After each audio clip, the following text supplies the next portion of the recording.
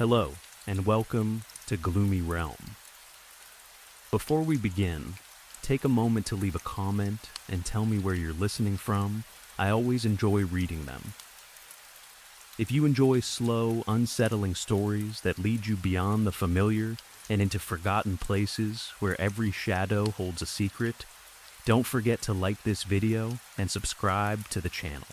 Now, settle in, let your body become completely still, and allow the sounds of the outside world to quietly fade into silence. Tonight, the mist begins to gather, the old paths awaken, and the forgotten corners of the night reveal themselves once more. So close your eyes, listen carefully, leave the ordinary behind, and wander through the gloomy realm. Story 1. I hate living near the water. I've watched people romanticize coastal towns and beach cities my whole life, and it honestly makes my stomach turn. They act like the ocean is a cute background for selfies and weekend plans. They buy little trinkets shaped like anchors. They hang up signs that say things like I'm secretly a mermaid. They wear lifeguard-style hoodies like it's a costume and not a job that involves pulling panicked people out of something that can kill you without trying. For most people, the beach is a break from real life. They can stretch out on the sand, open some best-selling book that will be turned into a streaming show in 6 months, and let the sound of the waves do that calming thing it does. They say it's peaceful. They say it's healing. They say they sleep better after a day near the water. Maybe I used to understand that. Maybe there was a time when I liked the feel of tiny rocks under my shoes, when I would actually crouch down and look for seashells like it meant something. Maybe I used to stare out at the horizon and feel small in a good way, but I can't remember that feeling anymore. Not since her. Since then, this place hasn't felt like home.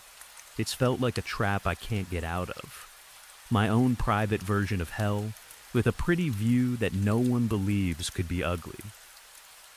When I was 21, I got a job at one of those ocean equipment rental stands right off the boardwalk. It was a simple gig, and it paid enough for gas, food, and a little extra if I picked up enough hours.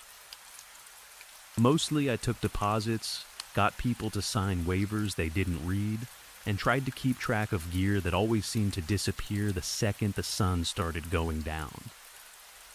At the end of the day, I hosed everything off, stacked it back where it belonged, and locked up. Back then, I wouldn't say I hated the ocean yet, but I also didn't trust it. I never wanted to go in deeper than I could stand, and if I could avoid stepping into it at all, I did. People teased me about it. They'd say, "How do you live here and not swim?"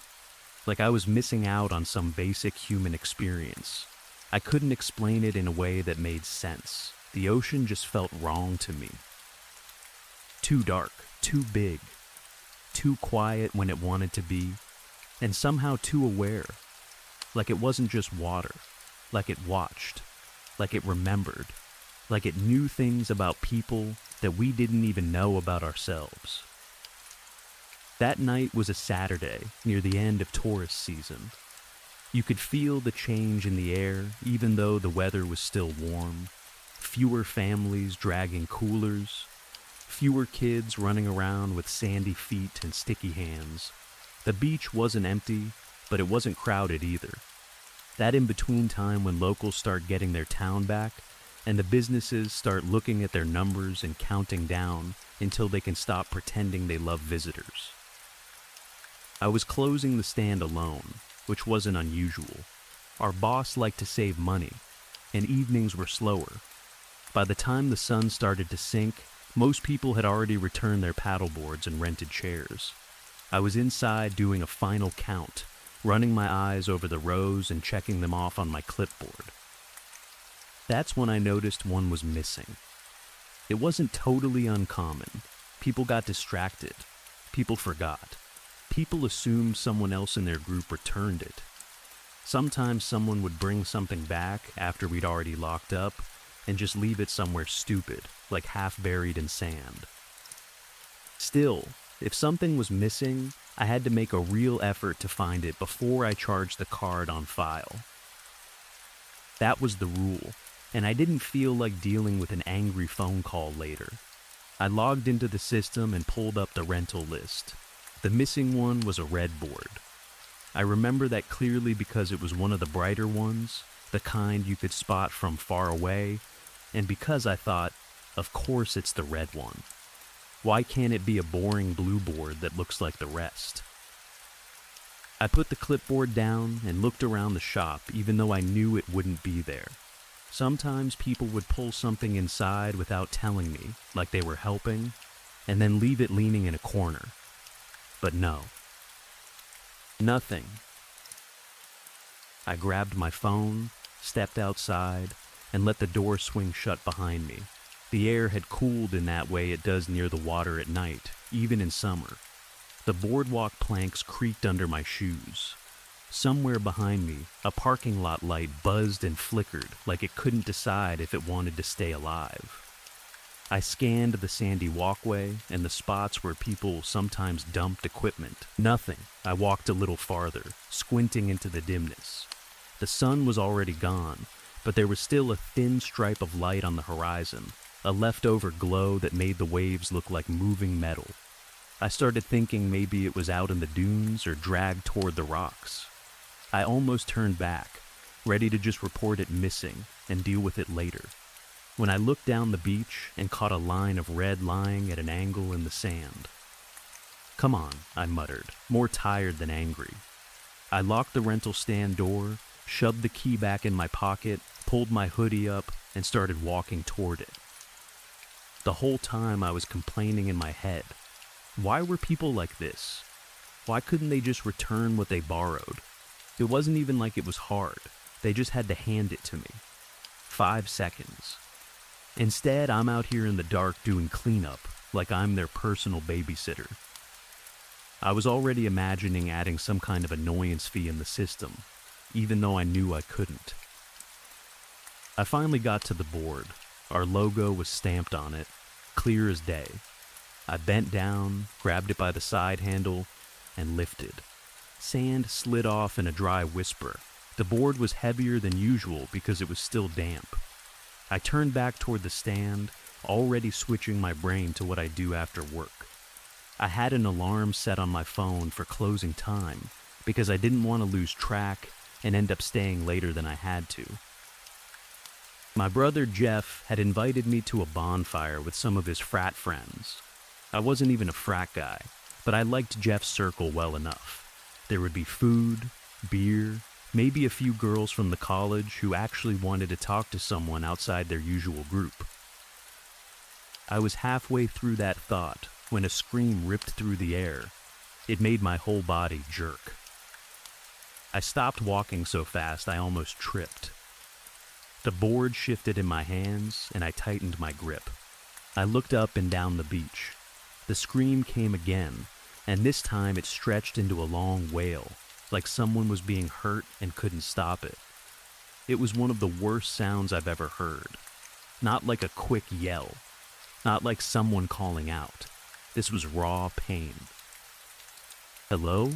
I shouted. My voice sounded small against the waves. "Do you need help?" There was sobbing, mixed with the steady crash of the ocean.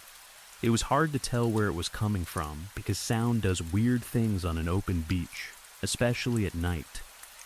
It bounces. It moves.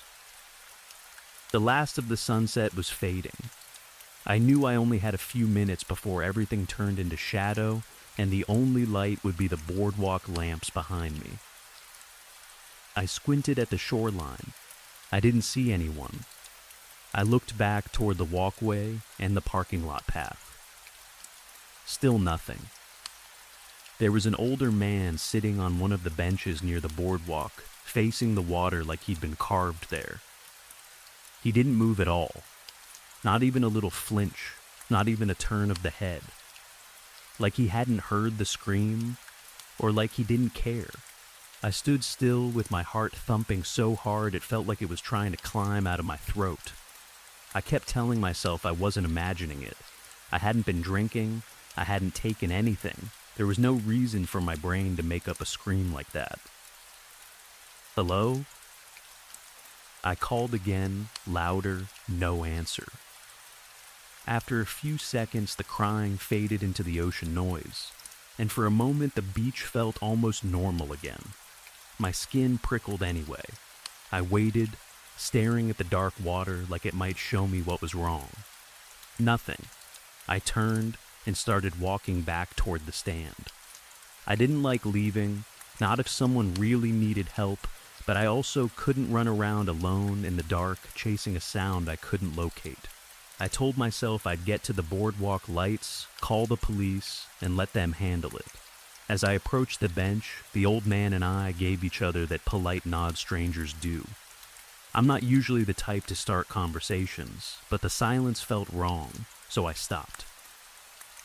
"Excuse me, sir," I said, trying to keep my voice calm. "Did you just hear that noise?" The man kept staring at the ocean. If he hadn't blinked, I would have thought he was asleep with his eyes open. "What noise?" he asked. "The screaming," I said. "It sounded like a woman, like she was crying, maybe hurt. It was loud, but I don't see anyone."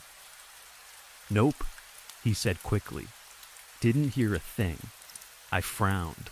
"Are you sure? Because I swear I didn't hear anything, boy," he cut in, and finally his eyes snapped onto me. They were cold and sharp, like he'd been waiting for an excuse to say that, and if you're smart, you'll pretend you didn't either. For a second, I didn't even know what to say. His tone made my irritation flare up. Who was he to talk to me like that? I worked here. I lived here. He was just some old guy on a bench acting like he owned the shoreline. I stared at him, trying to figure out if he was joking or just crazy. Then the sound came again, a wail, then a broken whimper, like whoever it was had run out of breath. This time it sounded closer. Too close. My stomach tightened. The old man's eyelids fluttered. Just for a split second. Like a reflex he couldn't control. "So you do hear it," I said, and I hate to admit it, but I felt kind of smug, like I'd caught him in a lie. He leaned on a cane I hadn't noticed at first and pushed himself up. He looked more fragile standing than he did sitting. His shoulders were narrow under his jacket, and his hands shook just a little as he adjusted his grip. Guilt hit me, fast and unexpected, for pushing him. He didn't seem to care. "You're gonna do what you're gonna do, boy," he said. "But if you go down that path, ain't nobody gonna be able to save you, least of all yourself." Then he turned and walked up toward the boardwalk, slow but steady, like he was leaving me with a warning and washing his hands of whatever came next. I blinked after him, trying to make sense of what he meant. And then the scream came again. This time it sounded like it was right behind me. I spun around so hard I dropped the red board into the sand. My eyes searched the dark beach, my brain already picturing some person running up on me, some emergency I couldn't see. But there was no one behind me. Then, something caught my eye. High up near the rocks that broke the shoreline, there was a flash of white. Not the foamy edge of a wave, but something solid. Something that moved. I squinted and my breath caught. A girl was wedged on the rocks, curled into herself like she'd been dropped there. Waves slammed against the stone over and over, spraying her with cold water, and every time one hit, she flinched like it was a punch. She looked small against the rocks, like the ocean could take her whenever it decided to. I didn't think. I didn't weigh options. I just moved. I ran toward the rocks, arms waving, yelling like she might not see me. "Hey! Hey!" I shouted. "I'm coming. Hang on." Her face turned slightly toward me. Even from a distance I could see her eyes were red and swollen, her expression twisted in fear. Her black hair clung to her head and down her back, heavy with water. Her skin looked pale in a way that almost glowed against the dark rocks. I reached her as another wave hit near her feet, close enough that the spray coated my face. "Are you hurt?" I yelled over the noise. She nodded, trembling. Tears spilled down her cheeks and disappeared into the water on her skin. "Please help me," she said. Her voice was soft. Too soft. I shouldn't have been able to hear it at all with the waves crashing like that. But I did hear it, clear as if she'd leaned right up to my ear. It felt less like sound and more like a thought pressed into my head. My heart did a strange jump, like it misfired. "Okay," I said quickly, trying to ignore the weird feeling in my chest. "I'm going to pick you up. Put your arms around my shoulders, all right?" She did it without hesitation, like she'd been waiting for that exact instruction. Her arms were cold, and her grip was stronger than I expected for someone who looked like she'd been crying for an hour. I lifted her in one motion, bracing my feet and shifting my weight carefully the way I'd done 100 times with waterlogged gear and stranded rafts. I moved down the rocks step by step, feeling for stable places with my shoes. I silently thanked every annoying moment I'd spent retrieving rentals from these same rocks, cursing under my breath while tourists watched like it was entertainment. Turns out it had trained me for something I never wanted. When my feet hit the sand, I kept walking until we were farther from the surf. Then I lowered her gently onto a drier patch. Right after that, a huge wave slammed into the spot where she'd been trapped, like the ocean had been waiting to prove a point. The sound was deep and heavy, and the spray rushed up the rocks like fingers reaching. I stood there breathing hard, the adrenaline buzzing in my arms. She was shaking too. Her teeth chattered, or maybe it was something else, something inside her trying to settle. "Here," I said. I pulled my sweatshirt over my head and handed it to her. The night air felt colder on my skin immediately, like the ocean stole warmth just by being nearby. She took the sweatshirt carefully and laid it across her lap. She didn't put it on. She just held it like it was an offering. "Thank you," she said. "That is very kind." She looked up at me, and her eyes were bright green. Not just light-colored, but vivid, like glass that caught whatever light existed and multiplied it. I'd never seen eyes like that in real life. It made it hard to look away. My heart started racing again, fast enough that it felt wrong. "Yeah," I said, and my voice cracked. "Of course. How did you get up there anyway? Did you fall?" She stared out at the water for a moment. The corners of her mouth lifted slightly, and I might have imagined it, but she looked pleased, like the ocean was something she enjoyed, not something that almost killed her. "I truly don't remember," she said softly.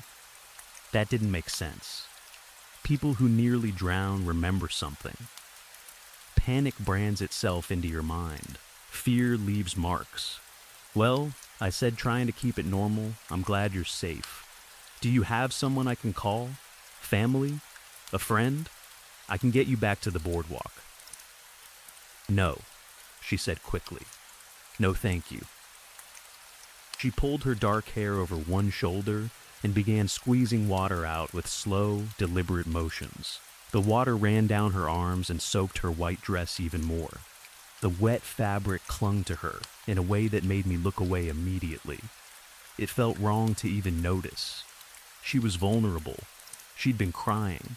She'd been trapped. I cleared my throat, stepping back. "If you need warmer clothes," I offered, "I can grab something from work. Towels, a blanket, anything." Before I could turn, her hand closed around mine. It wasn't a gentle touch. It was firm, like she was making sure I didn't go. "Oh, please don't leave," she said. "I quite like you." Her voice shifted. It got deeper, huskier, like it had weight behind it now. The words made my skin heat up and my brain stutter like it couldn't keep up. I looked into her eyes again, and they seemed brighter, lit from inside. I told myself it was adrenaline, shock, relief, anything normal. "I'll stay," I heard myself say, even though a more careful part of me was screaming to go. "Good," she said, and the way she said it sounded like a purr. "Because I want to thank you for rescuing me." She moved closer without standing, gliding over the sand in a way that didn't match the fact she'd been shaking a minute ago. Her eyes went hazy. Her face softened. She looked like every movie fantasy of a beautiful stranger you meet by accident, except this wasn't a movie and my heart was hammering too fast. I leaned toward her before I even decided to. "Are you from here?" I asked, my voice low, like I didn't want anyone else to hear. She laughed quietly. It didn't sound nervous. It sounded amused. "Something like that," she whispered. Her fingers touched the ends of my hair, and it sent a shock through me that didn't feel like normal attraction. It felt like being tugged by a current. "Do you wish to come home with me?" she asked. "I can show you so many things." Her voice changed again. Now it was light and airy, almost musical, like it had notes inside it, like a songbird, sweet and clear, the kind of sound that makes you stop what you're doing and listen without thinking. My head started to float. The beach, the cold air, the fact that this was a stranger, those thoughts drifted away like they didn't matter. I tried to speak, but my mouth felt slow. Then my phone alarm went off. A bright, cheerful tune blasted from my pocket, completely wrong for the dark beach. The sound cut through the air like a knife. It startled me so badly that I jerked. For a split second, my mind cleared, like someone had thrown open a window in a stuffy room. The girl's face twisted, not into sadness, into anger. "I'm sorry," I blurted, confused by how fast the mood changed. "I'm not rejecting you. You've been through a lot tonight, and I don't want to take advantage."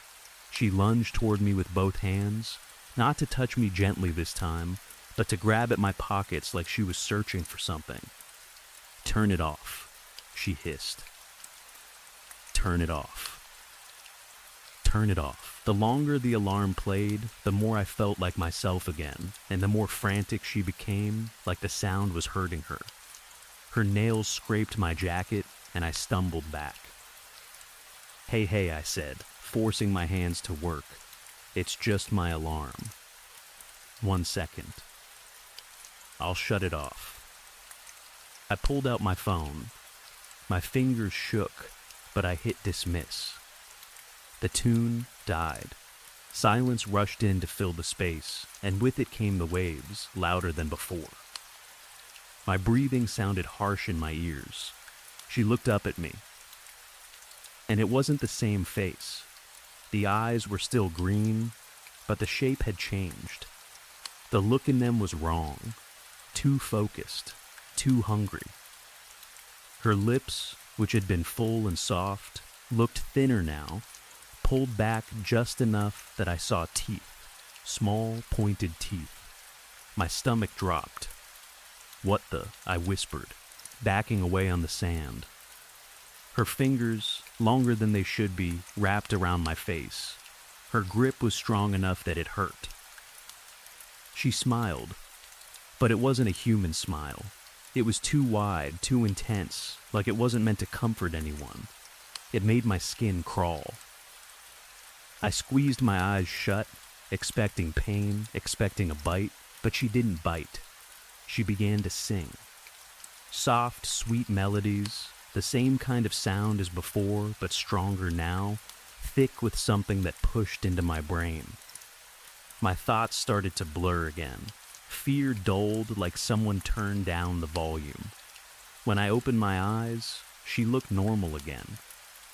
Beautiful, pale, shivering, like the girl I'd rescued. "Are you all right, my love?" she asked, soothing as a lullaby.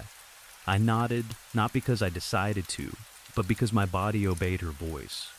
"You're so tired," she whispered, leaning closer. "You wish to come home with me, yes? You can rest there." I felt my head start to dip, like I was agreeing.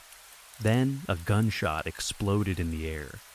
The sound cracked across the beach and snapped me awake like a slap. My whole body jolted. The girl flinched hard, and her face twisted again. "Back." A rough voice shouted, "Back, back." Another gunshot rang out, closer. Sand puffed up near the girl's side. She turned sharply toward the voice, and she changed in front of me like a bad dream shifting scenes. Her skin looked slick, and in the dim light I saw what looked like scales along her arms and neck.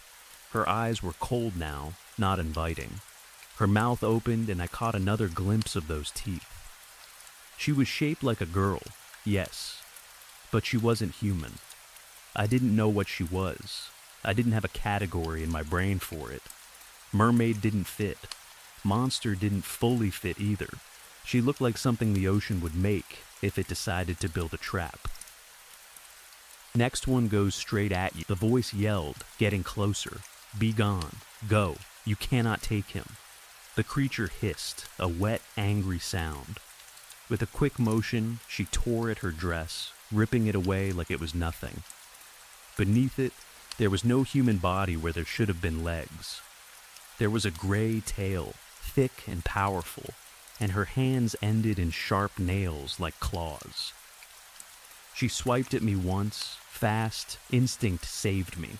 I threw myself sideways, and her nails cut the air where my face had been. I hit the sand hard, my elbow burning. If she'd connected, I think she would have opened me up like paper. Behind me, I heard the click and slide of a gun being loaded again.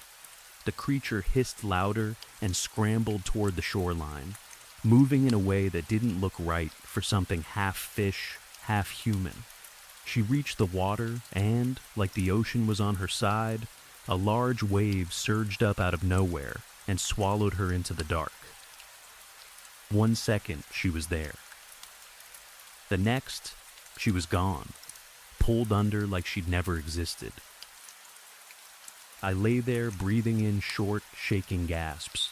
My mind felt scraped raw, like it had been tugged and twisted and then dropped. My skin was cold, but sweat ran down my back anyway. A familiar voice spoke, calm and annoyed at the same time. "You sure didn't listen, huh?" I lifted my head and saw the old man standing next to me, his cane planted in the sand like it belonged there. "What was that?" I managed. "Who was she? What just happened?" He sighed like I'd asked him something obvious. "She's got a lot of names," he said. "That one. But now you know. You hear a damsel in distress on a quiet beach, you can't always trust it." "But she was on the rocks," I said, still trying to make it make sense. "She was stuck. If she can swim, why did she need me? Why was she trapped?" The old man let out a dry laugh with no humor in it. "Boy," he said, "she didn't need you to protect her from the ocean. The ocean was trying to protect you from her." Then he patted my shoulder like this was a lesson I'd failed, turned, and headed back up toward the boardwalk. I heard him muttering as he walked, something about kids never listening. Like this kind of thing happened every day, and I was just the latest idiot to step into it. I sat on the beach after that, not trusting my legs, not trusting my thoughts. The red board was still lying where I dropped it, half buried, like it didn't matter anymore. The water kept moving the same way it always did, like nothing had happened, like it hadn't just opened up and taken something that should not exist. Hours passed. The sky shifted from deep black to a lighter shade. At some point, I must have fallen asleep, because I woke up to early morning light and a bird pecking at my shoe like it was trying to see if I was dead. When I sat up, my head felt clearer. Too clear, like the fog had finally lifted, and now I could fully feel the terror of what I'd lived through. The cold logic of it settled in. Something on that beach had tried to pull me in. It had almost worked. If my alarm hadn't gone off, if that old man hadn't come back, if the gunshot hadn't broken whatever spell that singing was, I swallowed hard and forced myself to stand. I needed to tell someone. I needed another human being to look me in the eye and confirm I wasn't insane. I pulled out my phone and called Jeff. He answered on the last ring, his voice thick with sleep. "What?" He grumbled. "Jeff," I said, and my throat tightened. Something happened. I heard him shift immediately, more awake. "Where are you?" I told him everything. The missing red board, the scream, the old man, the girl on the rocks, her eyes, her voice, the way my thoughts got fuzzy, the alarm, the teeth, the singing, the gunshots, the tail, the way the ocean swallowed her like it was normal. Jeff didn't interrupt once, which scared me in its own way. He was quiet the whole time, and I could hear faint background noise on his end like he was sitting up in bed, listening. When I finished, my voice went thin. "I'm freaking out," I said. "I swear I'm not making this up." There was a pause. Then Jeff chuckled. "Dude," he said, like I'd told him a joke, "if you didn't want to come to my party, you could have just said so." Story 2, I was watching through the front window like I always did when the night got slow. From where I stood behind the counter, I could see the four-way stop down the road. It should have been simple. One car goes, then the next, but people around here treated it like a suggestion instead of a rule. I heard tires squeal, then the sharp crunch of metal on metal. The sound rolled down the road and into the parking lot like a warning. Honestly, it was still better than listening to Jed scratch lottery tickets for hours. Jed was posted up at the counter, shoulders hunched, a little pile of used scratch-offs beside him like dead leaves. He was on ticket 15 for the night. He had this routine every Tuesday: show up early, buy a stack, scratch until his fingers were gray with dust, then buy more like the next one would change his whole life. Sometimes he'd win $20 and act like he'd cracked the code of the universe. Most nights, he just kept feeding Carl's register. Carl's lottery stop sat next to Carl's gas station, which made no sense if you thought about it. The gas station closed at 10, but the lottery stop stayed open until 2 in the morning, like the laws of tiredness didn't apply here. The store sold lottery tickets, snacks, cigarettes, and beer. That was it. No groceries, no real food, just stuff people bought when they didn't want to go home yet. I had 2 hours left on my shift, and Jed had been hanging around since 8. Headlights swung into the lot, fast and jerky. 2 vehicles rolled in like they were being dragged by the sound of their own bad decisions. The first was a new, expensive SUV with a smashed front end. The second was an older pickup truck, with the driver's side door crushed inward so hard it looked like it had been punched. The SUV stopped crooked near the entrance. The pickup limped in beside it. A man in a neat polo shirt jumped out of the SUV, and even from inside the store, I could see his face was red, full of rage. He marched straight toward the pickup and started pounding on the door and windshield like he was trying to break through sheer anger. Jed didn't even look up. "You should probably go out there and see what's going on." "I can't leave you in here alone, Jed," I said, though that wasn't really the reason. I just didn't want to step into whatever was happening. And what am I supposed to do, anyway? You saw it, didn't you? Yeah, the SUV blew through the stop sign. Then call the cops. I'd rather not get involved. Jed finally looked up, eyes half-lidded from scratch-off focus. He nodded toward the window. From the way that guy's banging on the truck, you're not going to have much choice. He was right. The pounding had turned frantic. aggressive. It didn't look like it would calm down on its own. I came out from behind the counter, walking toward the door like I was stepping into cold water. I tried to plan what I'd say, something confident, something that would shut it down. Maybe I saw everything. Maybe you need to calm down. In my head it sounded okay, but I already knew I wasn't that guy. I pushed open the door. Right as I stepped onto the pavement, I heard 2 hard thuds from inside the pickup. Then the door popped open, and a man stumbled out like he'd been shoved. He wore a flannel shirt and a cowboy hat, and he was covered in blood. Not a little blood. It was smeared across his chest and sleeves, dark and wet in the parking lot light. Everything I'd rehearsed in my head vanished. All I managed was, "Hey, you two." I saw the whole thing. Both men turned toward me. The SUV driver immediately pointed, his voice sharp. "You. Look what he did to my car." I blinked at him, then at the truck driver. He's covered in blood. "So?" "He got cut when he hit me."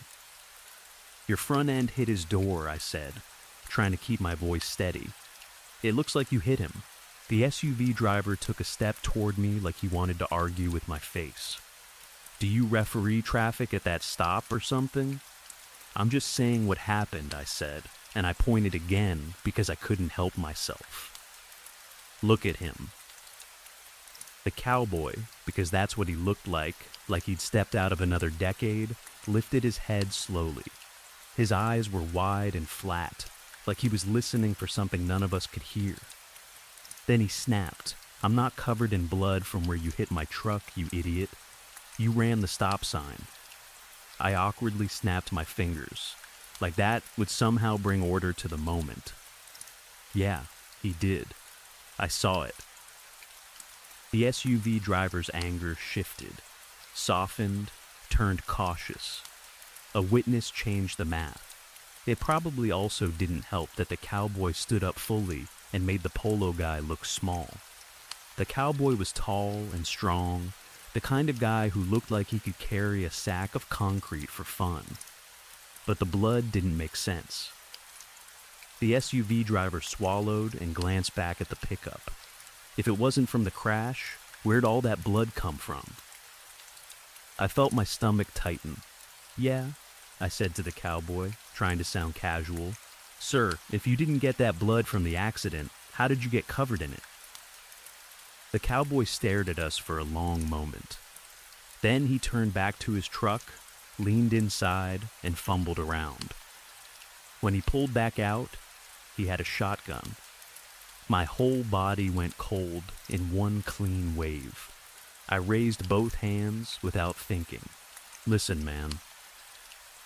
I didn't see anything. I don't know anything." The SUV driver took a fast step backward, and of course, that's when Jed's voice floated out from the doorway behind me, loud and cheerful, like we were at a barbecue. "Hey, clerk guy, I got a winner. Cash me out." I wanted to turn around and scream at him. I didn't even have the energy. Jed couldn't be bothered to learn my name after all these Tuesdays. I was just clerk guy, like I came with the building. "Jed," I said without turning, "give me a minute." I faced the cowboy again, trying to talk my way back to safety. "Sir, I was just telling him I didn't see anything." Jed stepped out another few feet and squinted at the scene. "Why's that fella covered in blood?" The cowboy finally spoke, his voice low and rough. "It ain't my blood."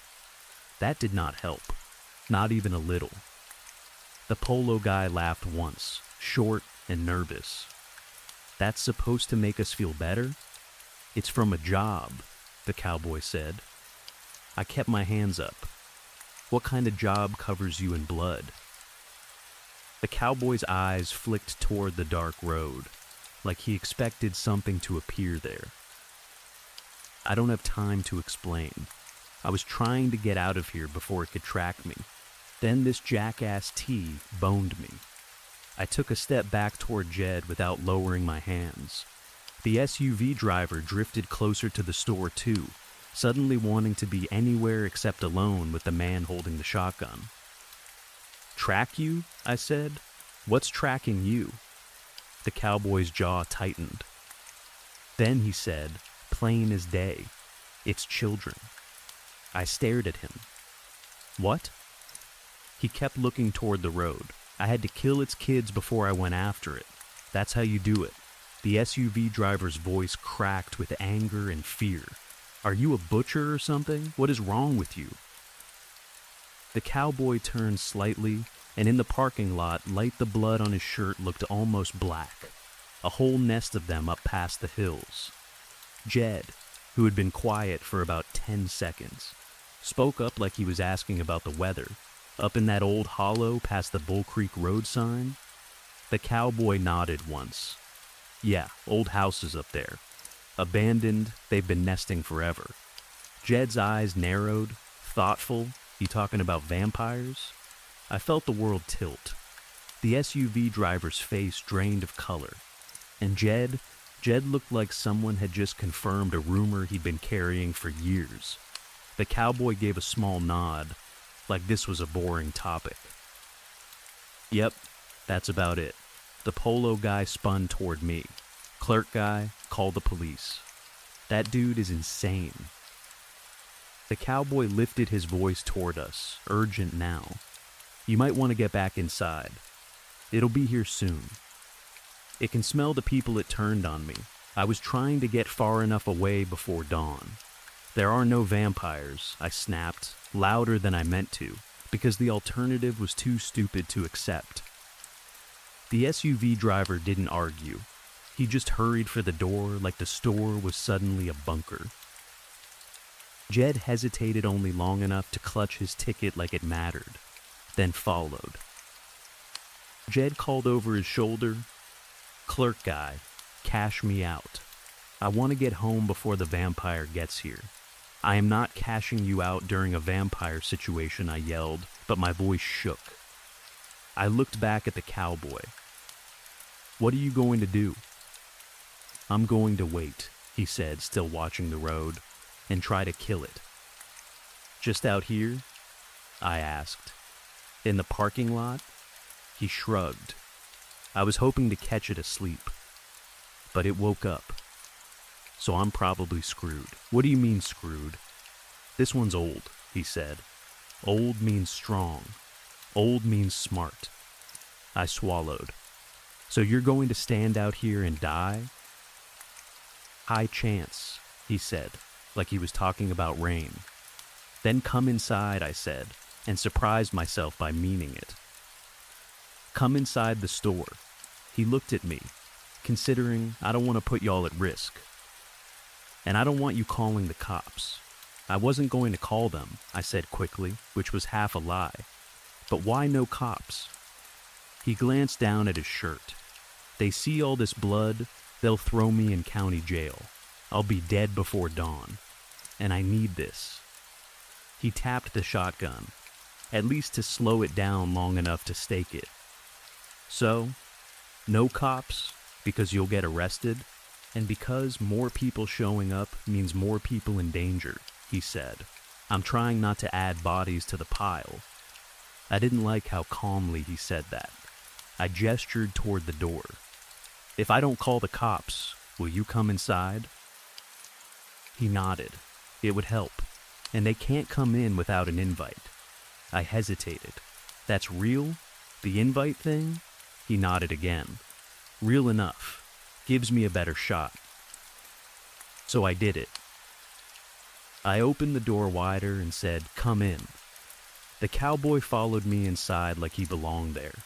The air in the store smelled like stale chips and beer, normal smells that suddenly felt precious. Jed leaned against the counter with his ticket in hand like he was waiting at a bank.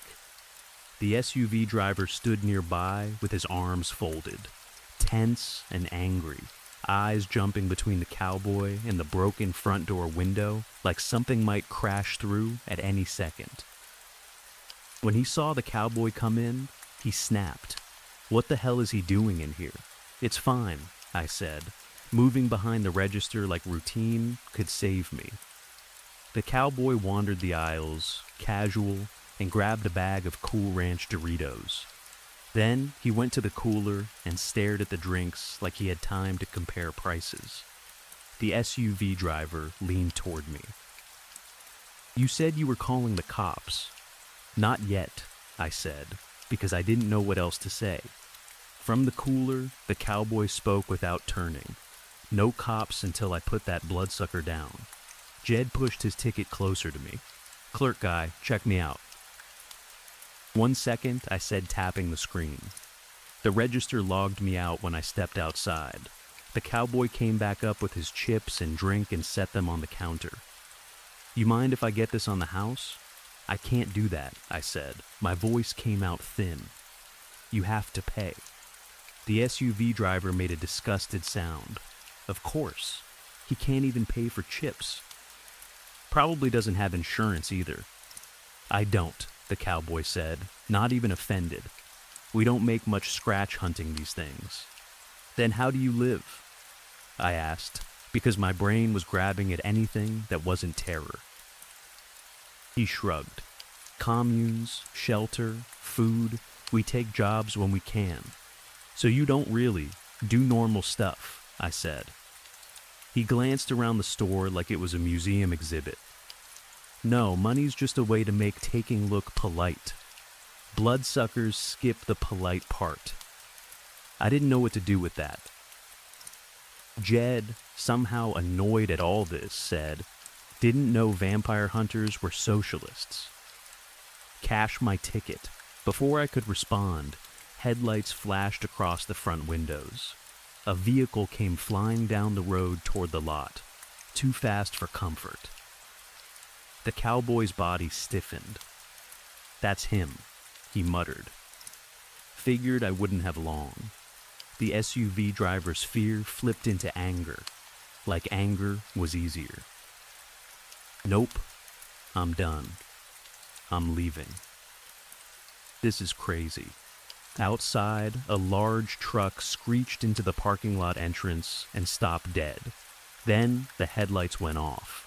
The lot turned into a dark, wide mouth. The SUV driver stormed toward the door. "Don't," I said, stepping out from behind the counter. "Stay here. You don't know what's out there. I don't know what's in here." He shouted back, "Vampires aren't real." "Then why is he covered in blood?" Jed asked. "I don't know." The SUV driver yelled. "And that's why I'm leaving." He stepped outside. At the same moment, the lights in the store cut out. The sudden darkness hit like a punch. The hum of the coolers died. The neon beer sign blinked once and went black. A dim emergency light clicked on near the back, barely enough to paint shapes. Outside was worse. The parking lot disappeared. I could just make out the SUV driver moving toward his vehicle, a shadow against deeper shadow. "I've got a flashlight under the register," I said, crouching and rummaging through the drawers. My hands shook as I searched by touch. Jed ran to the front door and locked it. "Back door locked?" "Yeah," I said. "And if it opens, the alarm goes off." The cowboy lifted the shotgun to his chest. "Don't worry, it can't come in without an invite." He paused, then added, "Problem is, I only have 2 shells left." I found the flashlight and clicked it on. The narrow beam made the darkness feel even thicker around it. A heavy thud shook the front door. Then, another. Something was slamming into it from outside. My heart tried to climb out of my throat. Then the SUV driver's voice screamed from the other side of the glass, high and panicked. "Let me in. Something's out here. I can't see it." I stepped toward the door instinctively. The cowboy slid in front of me, blocking me with his body. "We can't let him back in." "What?" I hissed. "Why?" "He might already be turned," the cowboy said. He sounded tired, like this was a rule he'd learned the hard way. But he wasn't invited in yet, I said. He's not in the store. Let him in. Jed stood at the door, hand hovering near the lock, torn between fear and habit. I grabbed his arm. Open it, Jed. The cowboy's voice sharpened. Don't open it. Even if it can't cross the threshold, these things are fast. If you crack that door, it can grab you, pull you out, and bite you before you even blink. The SUV driver pounded harder. You idiots. Open the door. The cowboy leaned closer to us, speaking low. They use their young as bait. They play games. Outside, the SUV driver's footsteps rushed away from the front door, fast, desperate. We heard him circle the building, slamming into the back emergency door, yanking the handle. Then a scream cut through the night, short, awful, and immediately swallowed by silence. I pressed my hand to my mouth without meaning to. Jed whispered, "Oh God." The cowboy didn't move. He just listened. Eyes narrowed. Outside, heavy footsteps ran around the building in wide loops, fast enough to make my skin crawl. It sounded like someone sprinting while wearing boots, but too smooth, too quick, like the ground barely mattered. A violent bang hit one of the windows. The glass rattled in its frame. Jed hissed, flashlight pointed at it. I swung the beam toward the window and caught a glimpse of a hooded figure, pressed close for a second, then gone. Just gone, like the dark had swallowed it. I stood in the middle of the store with the flashlight shaking in my hand and wondered how every choice I'd made had led me to third shift at a shop called Carl's Lottery Stop. "What's it doing?" I whispered. The cowboy's voice was almost gentle. "This one toys with you. Like a cat." The back door started banging again, heavy kicks against metal. Then a voice came from outside. It sounded like the SUV driver again. "Guys, you need to come out here." My stomach twisted. It didn't feel like him anymore. It felt like an imitation. A second voice followed, deeper, layered, wrong. Listen to him. "Come on out if you know what's good for you." "No," I shouted, trying to sound brave. "We're staying until morning." "You won't make it until morning," the layered voice said. "Either way, I'm getting inside and getting him before then." The cowboy raised his shotgun toward the dark windows. "How about you come show your face? Give me a clean look. I dare you." A soft laugh drifted from outside. "You won't get a shot off. How many rounds you got left after killing all the others?" "Enough," the cowboy snapped. Silence fell again, thick and waiting. Time turned sticky. My hands hurt from gripping the flashlight. My mouth tasted like metal. At some point, to keep from shaking apart, I wandered to the chip aisle, grabbed a bag, and brought it back behind the counter like we were just waiting out a storm. I ate one chip, chewing too hard, trying to make my body believe we were normal. Then I heard movement at the front window. I looked up and almost jumped out of my skin. The SUV driver was standing there, right outside the glass, face pale in the emergency light glow. His eyes looked empty, fixed. "What the hell?" I said. He stared at me like he was studying me. "You need to come out here. Last chance." I stepped closer and slapped my palm against the glass. "We are not coming out." He nodded slowly, like I'd proven a point. "Suit yourself. I'm leaving then."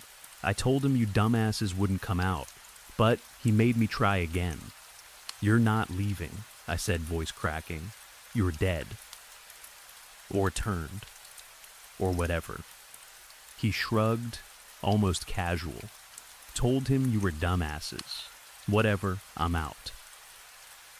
He walked away into the darkness, and the dark took him like water. I turned, expecting to see Jed and the cowboy behind me. They weren't. For a second, I thought they'd gone to the bathroom or ducked into the back room. Then my brain caught up, and panic surged fresh. Outside, an engine roared. Headlights burst on for a split second through the broken front of the lot. Then the large truck came charging straight toward the store like it was aiming for me personally. I didn't know how the invitation rule worked if the building didn't exist anymore. Guys, I screamed, running down the aisle. We've got a problem. The truck hit the storefront. The sound was unreal. Glass exploding, metal tearing, the whole front wall giving up at once. The air filled with dust and the sharp stink of smashed insulation and gasoline. Shelves toppled. A rain of debris chased me back. I tripped hard and went down, slamming onto the floor. Something slick under my shoe sent me sliding when I tried to stand. I scrambled, palms burning, coughing in the dust cloud. Through the broken entrance, a dark figure stepped out of the truck and walked into the ruined store like it was just another door. My chest tightened so hard I couldn't get a full breath. I tried to get my feet under me again. My shoe slipped in the slickness. I fell back, elbow cracking against tile. Then a gunshot exploded inside the store. Bang! My ears rang. I flinched and curled in on myself, waiting for pain, but nothing hit me. I looked up through the dust and saw a man in a heavy canvas jacket, face hidden by a hood. A thick beard showed under it. He held a rifle steady, controlled, like he'd done this before. He moved forward, quick and sure, and stabbed downward with something in his other hand. Not into me, into the floor, into something just out of my view. The motion was violent and final. When he straightened, he took a step toward me and aimed the rifle at my head. He didn't bite you, did he? He barked. What? I said, because my brain was still trying to reboot. Are you bitten? He demanded. Answer me. I glanced down and finally understood what I'd slipped in. Blood. A lot of blood. The flashlight beam, still on and rolling on the ground, caught the shape of Jed sprawled across the tile. His eyes were open and empty. There was a heavy wooden stake driven into his chest. Next to him lay the cowboy in the flannel and hat, also staked, his blood-soaked shirt now somehow worse. The blood pooling around him like a dark lake. I made a sound I didn't recognize as my own. The bearded man's rifle didn't lower. Are you bitten? He repeated slower, like he was talking to a child. I don't think so, I said, voice shaking. I don't think he touched me. The man finally lowered the rifle a few inches, but he didn't relax. He scanned me like he was looking for a wound that would get us both killed. Good, he said. Then, staring at the bodies, he added, damn it. I swallowed hard. So, you're not one of them? No, he said. I've been hunting that thing. I looked at the cowboy's body, my stomach twisting. The cowboy? He said he was hunting it. The bearded man's face tightened with anger. He was the damn thing. My head felt light, like I might faint. So I've been trapped in here with a vampire the whole time? Yep, he said flatly. He killed my partners, then ran off in that beat-up truck. I tracked him here. My throat went dry. The other guy, the SUV guy, he was outside trying to get us out. Was that you too? The bearded man nodded once. Yeah, I tried to use him to get you out. Figured he knew you, so you'd listen. But he wouldn't stop yelling about his car and calling you dumbasses, so I let him go. I stared at him, trying to make sense of anything. So that voice at the door could have been bait. Could have been mimicry. Could have been him after he got turned, the bearded man said. He looked around at the wrecked store, the shattered front, the fallen shelves, the dead bodies. His expression turned into something like disbelief. I'm still trying to understand how you let him walk in with you. I opened my mouth, then closed it. Because he was right. The rule had been stated out loud, like a joke and like a warning at the same time. The bearded man shook his head, almost to himself, and said, "You have to invite them in. Story 3, I have one rule now, and I need you to understand it. Don't knock on my front door. Don't stand there and try it anyway. Don't ring the bell. Don't tap the glass. Don't call out a name like you know me. If you're selling something, keep walking. If you're delivering flyers, leave them in the box and go. If you're a kid raising money for school, go to the next house. I don't care if you see movement through the curtains or hear the TV behind the door. We are not opening it. Not because we're rude, not because we don't want company, because whatever is out there can't come in unless we let it." A week ago, I would have laughed if someone told me that. I was a normal guy in a normal house on a normal street. The only things I worried about were bills, baseball practice schedules, and whether my job would survive the next round of layoffs. My wife and our 2 boys had gone to her mother's place in Phoenix for the week. Her mom wasn't doing great, and the boys were excited for the trip anyway. I was supposed to go too, but our company had been shrinking for months. People were getting cut from other branches, and we all knew it was coming to us. I pictured my boss sitting in some meeting, scanning a list, and seeing my name. I could almost hear him saying, "He's on vacation again." So I stayed behind, even though it made my stomach hurt to watch my family leave without me. Monday dragged. I stared at spreadsheets and emails, pretending I cared about numbers that suddenly felt meaningless. The office was too bright, too quiet, and too tense. Everyone was acting friendly in that stiff way people do when they're scared. When 5 o'clock finally hit, I didn't hang around to chat. I grabbed my bag and left as fast as I could without looking desperate. On the way home, I stopped for Chinese takeout, the place I always went when I wanted comfort without effort. I told myself if I couldn't sit in the sun with my family, I could at least sit in my living room with something warm and greasy and familiar. I pulled into the garage, shut the door behind me, and felt that little private relief that comes with being home. I changed into sweatpants and a plain t-shirt, slipped on my slippers, and dropped into my old recliner like it was built to hold all the stress I didn't want in my body anymore. I turned on the TV, opened my takeout, and breathed out like the day was finally over. I had barely taken a few bites when the doorbell rang. It wasn't a polite little ding. It was loud, like someone held the button down too long. I remember rolling my eyes and muttering under my breath, because who comes by at that hour on a weekday? I was tired, and I didn't want to deal with anything I hadn't planned for. Still, I went to the front door. That's what a normal person does. You check. You see who it is. You decide. When I opened it, I honestly thought for a second I was looking at someone in costume. A man stood on my porch like he'd walked out of a different decade.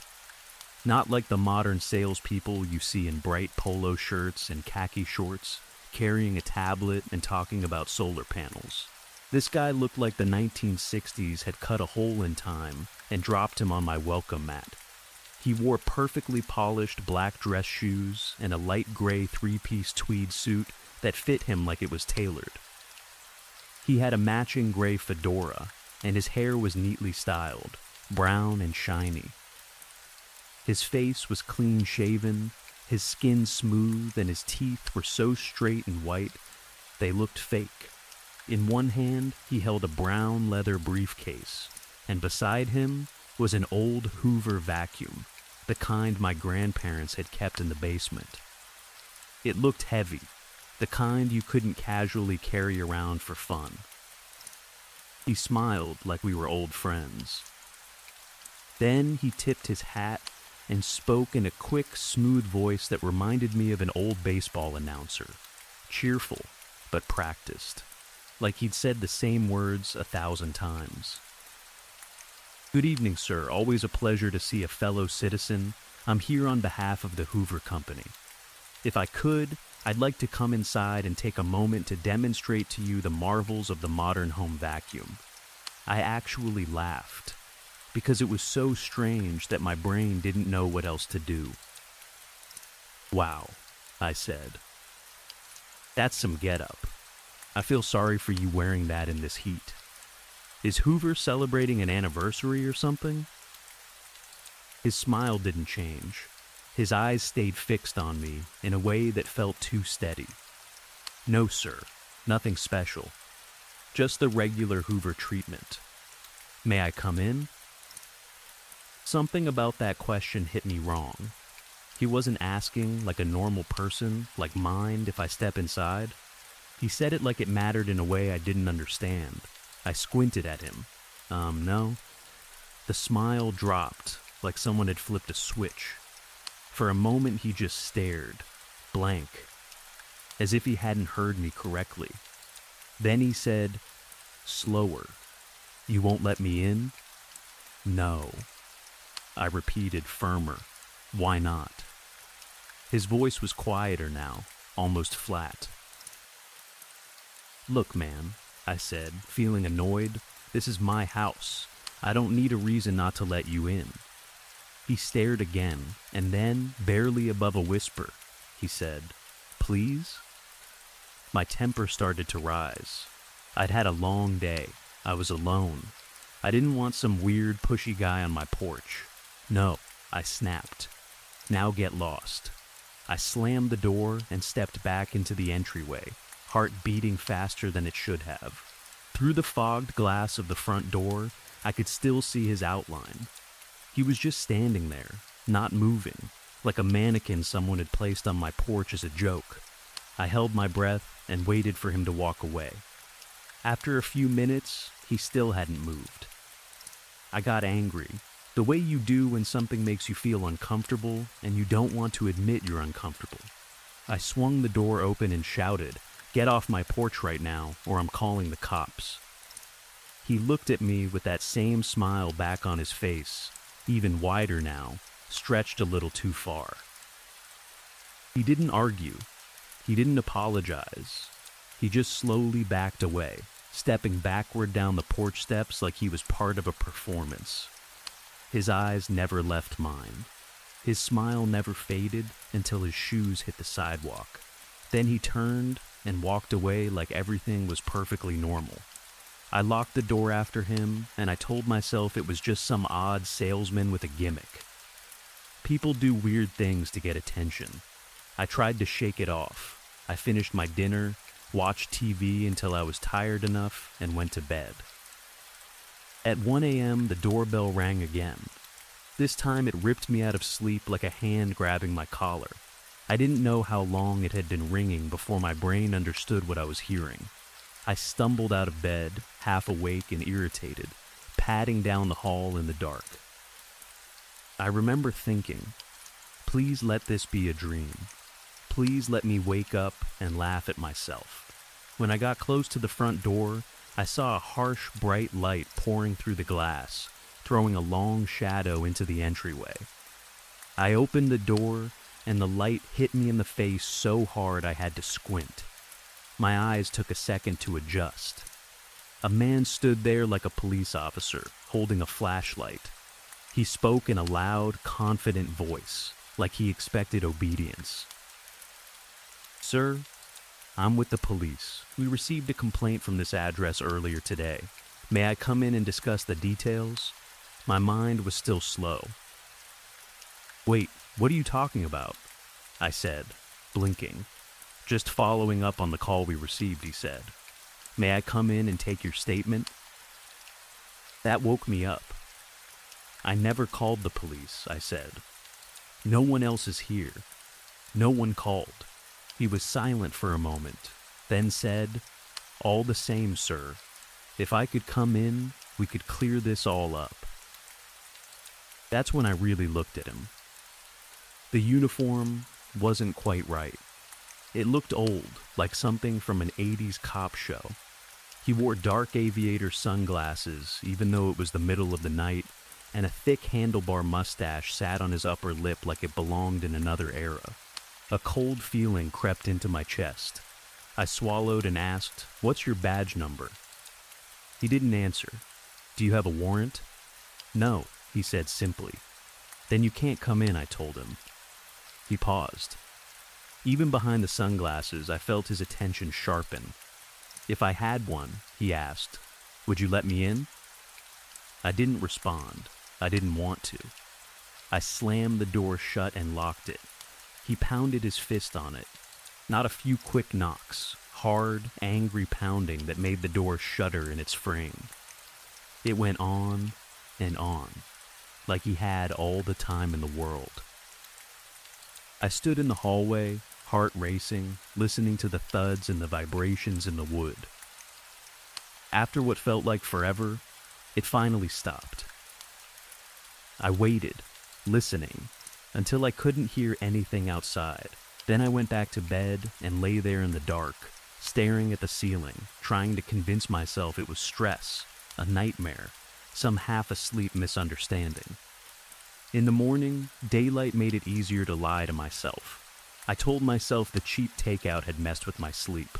I showered, ate a quick breakfast, and forced my brain back into normal routines. By the time I got to work, I was almost sure the whole thing had been a strange dream. Work was the same dull grind. I was an underpaid accountant in a company that felt like it was slowly sinking. I missed my family so much it was distracting.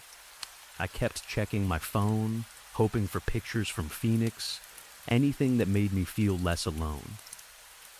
When 5 came, I left immediately. Rush hour boxed me in, stop, and go traffic and red lights that felt personal. It was around 6:30 when I finally pulled into my neighborhood. Everything looked calm. Houses, lawns, quiet streets. Normal, then I saw someone standing on my porch. My stomach dropped before my brain even caught up. A man stood facing my front door. He wore a light gray jumpsuit, the kind a plumber or janitor might wear in an old movie. His posture was relaxed, almost casual, but his arm moved in a slow, steady rhythm as he knocked. Not ringing the bell, knocking, over and over, like he would do it forever. "No way," I whispered, and drove past the front and around to the garage on the side. As I passed him, his head turned. Slowly, too slowly. He watched my car like he was tracking prey. The last thing I saw in the side mirror was him stepping off the porch and walking toward the garage. By the time I parked and stepped out, he was already there, standing just outside the open garage door as if he couldn't cross the threshold. He didn't step in. He didn't even lean forward. It was like an invisible line kept him back.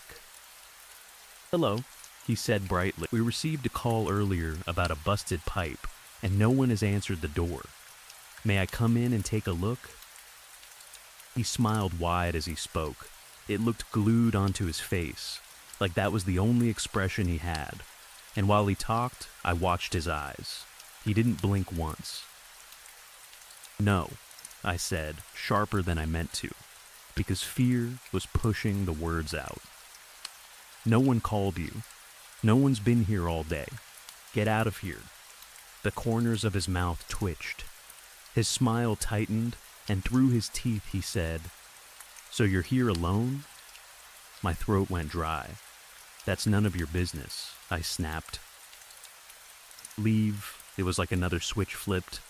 He went back to the friendly tradesman act, voice smooth, hands relaxed. "Really, sir, I must insist. A flooded basement isn't a relaxing way to spend the evening. I must insist that you leave right now," I said, "and don't ever come back." His unblinking eyes narrowed. The wide, unreal smile returned as he backed away down my driveway. When he reached the end, he tilted his head slightly and said, very softly, "See you later." I shut the garage door fast and went inside. My hands were shaking. and I hated that they were shaking. I went upstairs, changed out of my work clothes, and took a shower like hot water could wash the fear off me. I'd planned to grill steaks that night. I'd taken them out to thaw that morning, trying to give myself at least one good thing in the day. But when I finished showering, rain started. At first it was light, then heavier. I didn't want to give up the steaks, so I decided to grill in the garage.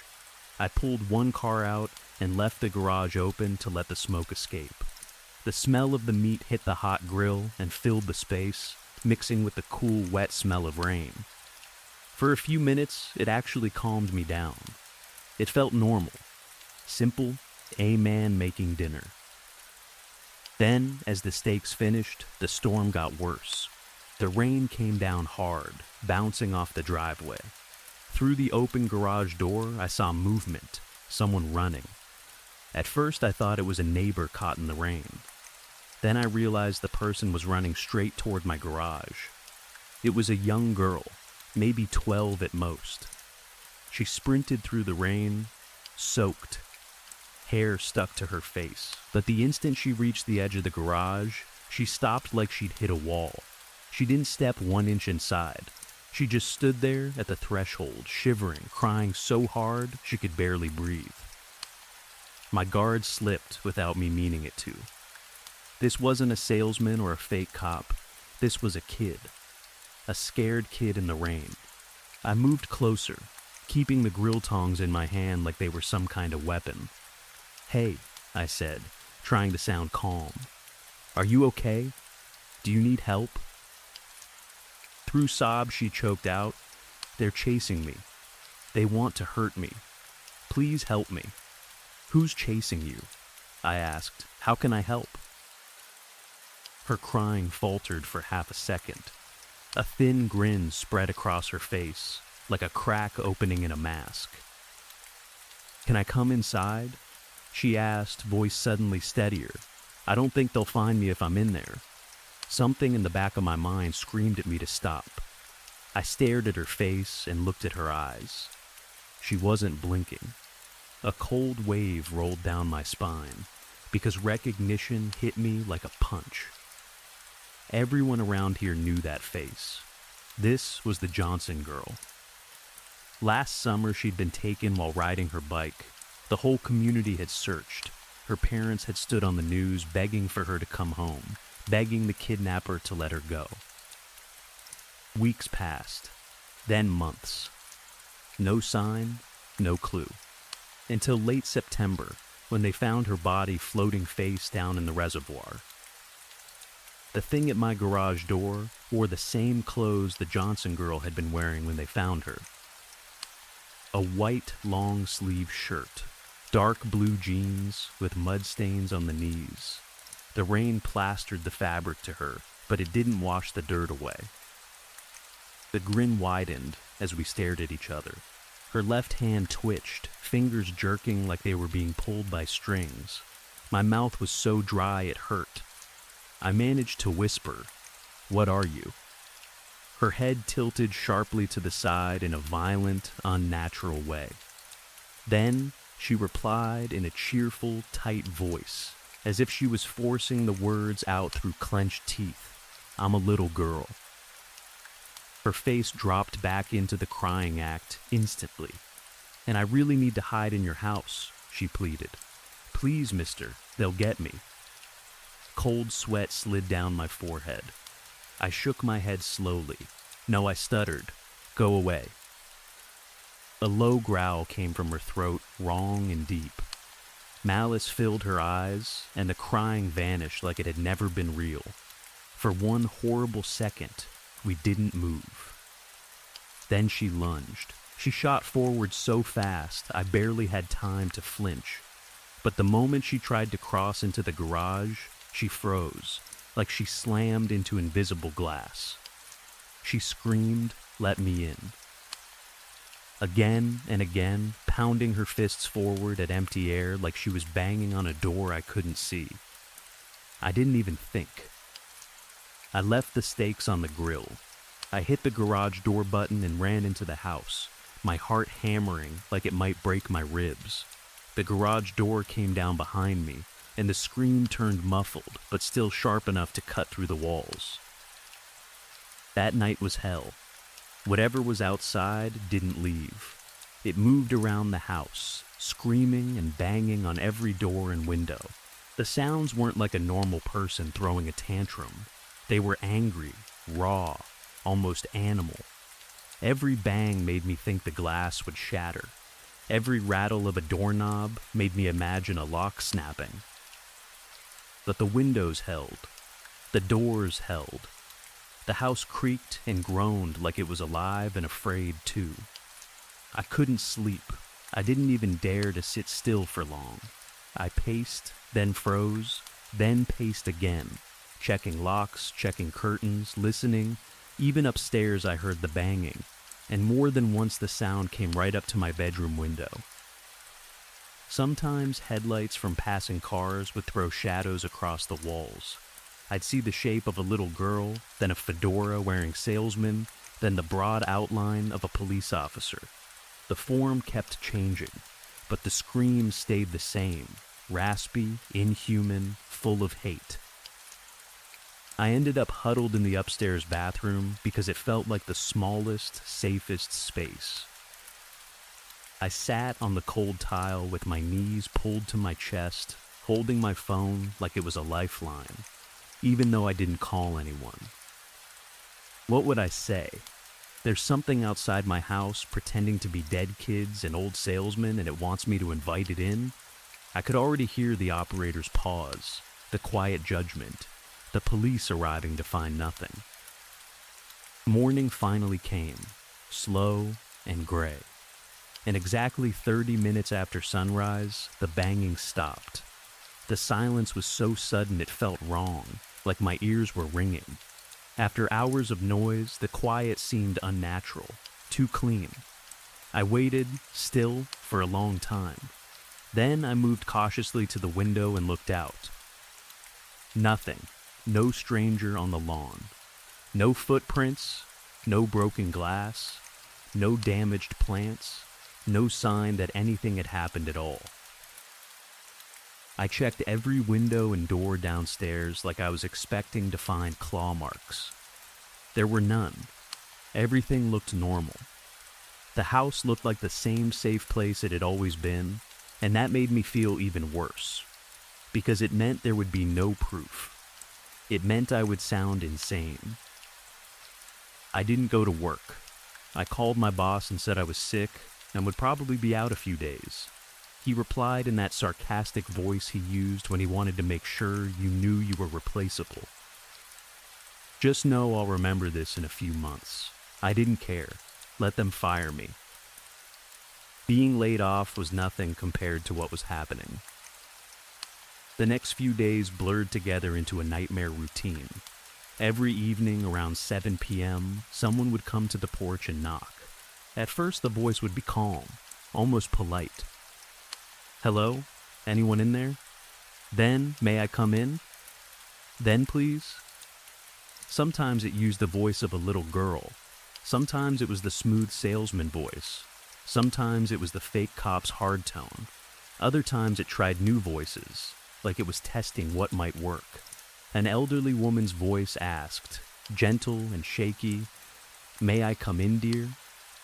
"I think I'm lost." A teenage boy's voice said, annoyed and casual, "Come on, man, let me in." It tried accents too, but it always got them wrong, like it didn't fully understand how humans spoke. One time it started with a Russian accent and finished with a heavy Hispanic one in the same sentence. Another time, it tried to sound British, but it came out mixed with a deep southern drawl. It kept trying anyway, like practice. As the hours passed each night, it grew angrier.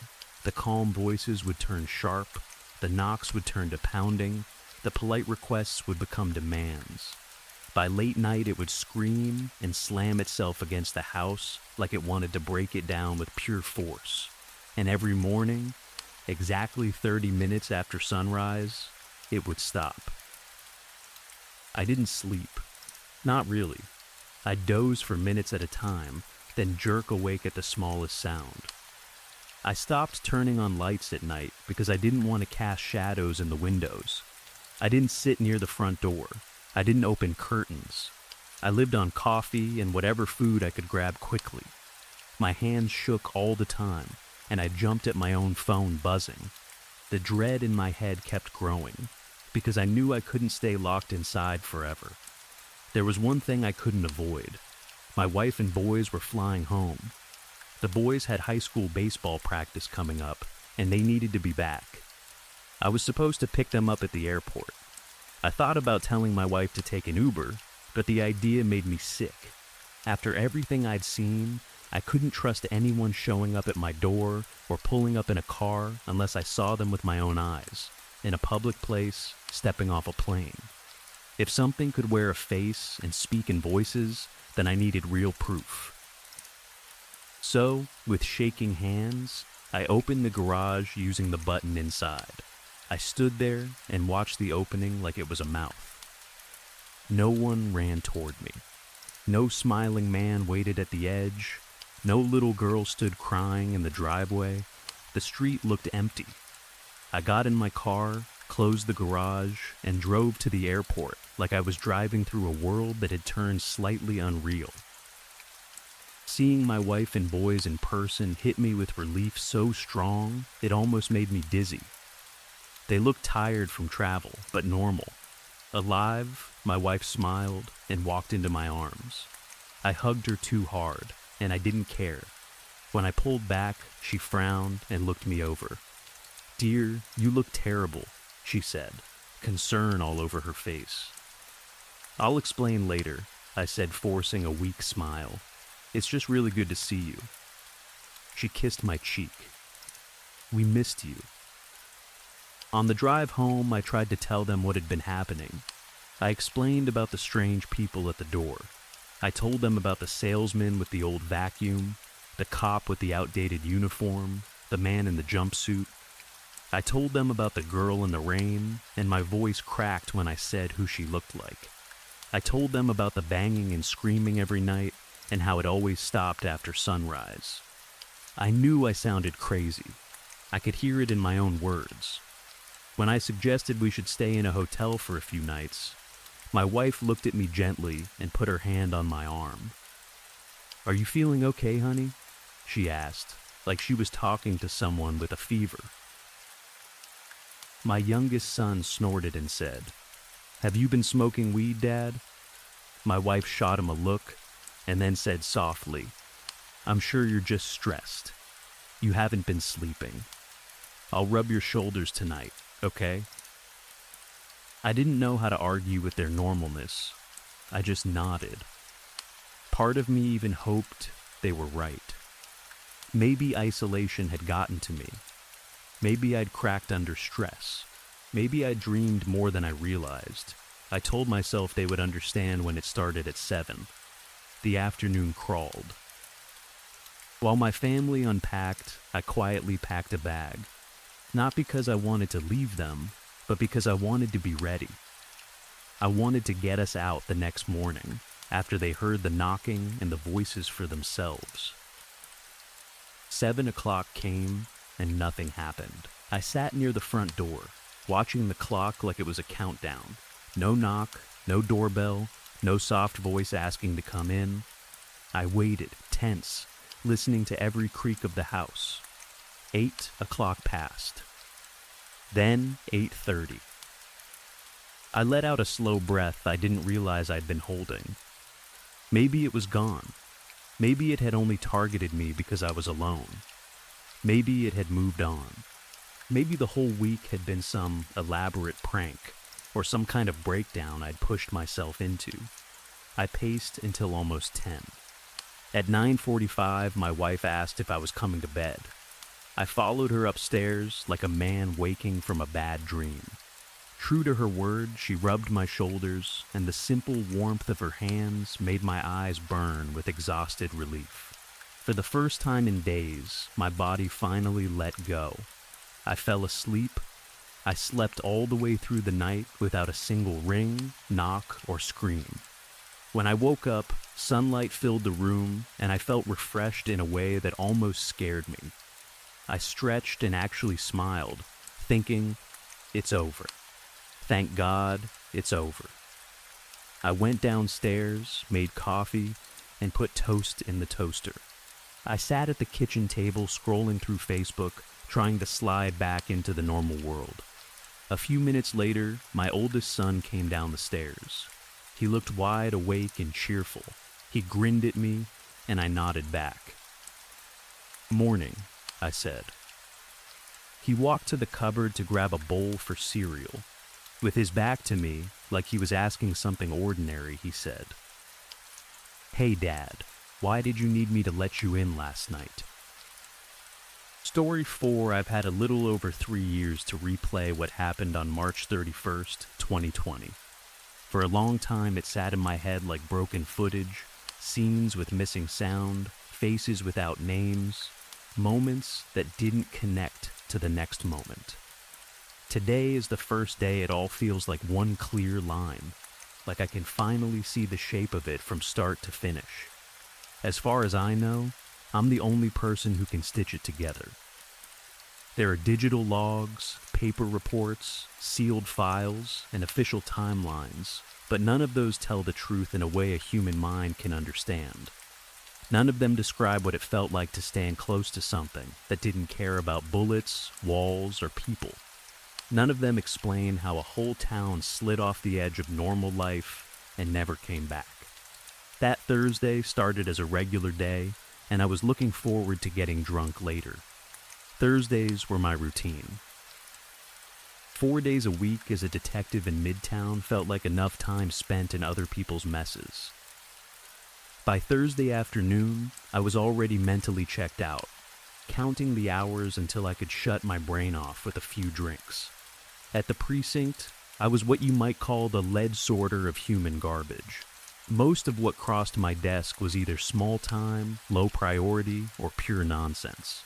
A lot of he said, she said.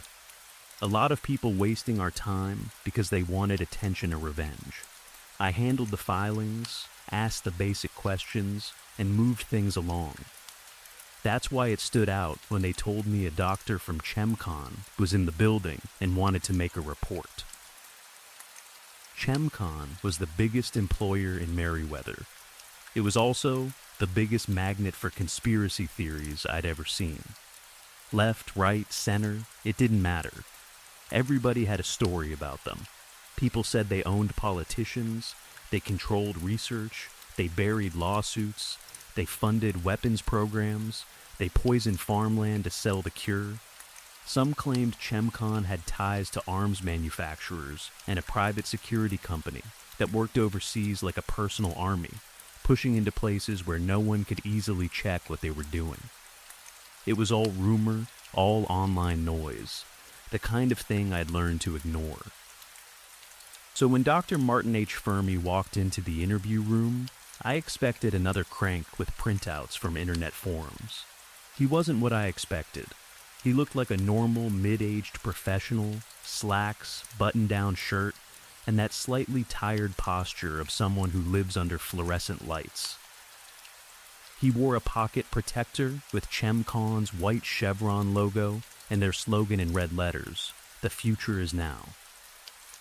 He had thick glasses, and on his wrist he wore an old-fashioned wind-up watch that he kept touching, like he was making sure it was still real. He said he had a wife and a daughter. He said it like it mattered, like he wanted us to remember he was a person before he became whatever he was about to become. Officer Redford was with me. Redford had a talent for turning anything into a joke, even when he was being professional on paper. We sat down, and Dr. Fermi started laying out what he called evidence. It wasn't one document, it was stacks. He pushed them across the table, one after another, like he'd rehearsed the order. Internal memos, lab reports, shipping records, photos, video stills, whole folders. Some of it supported things I'd heard crackpots scream about online, attempts at cloning, proprietary crop work meant to wipe out free seed lines, chemical dumping, bribery, Then he showed video that looked like a test range and something that resembled a directed energy weapon. A ray gun, basically. I watched it and tried to keep my face straight. Halfway through, Redford and I started exchanging looks. The kind you can't help, because your brain is trying to protect itself by turning the moment into comedy. I rolled my eyes. Redford made a face like, "Are we really doing this on a Thursday?" It wasn't just that it sounded crazy, it was that it sounded too big. Even if it were real, what were we supposed to do? Kick down ChemCon's door?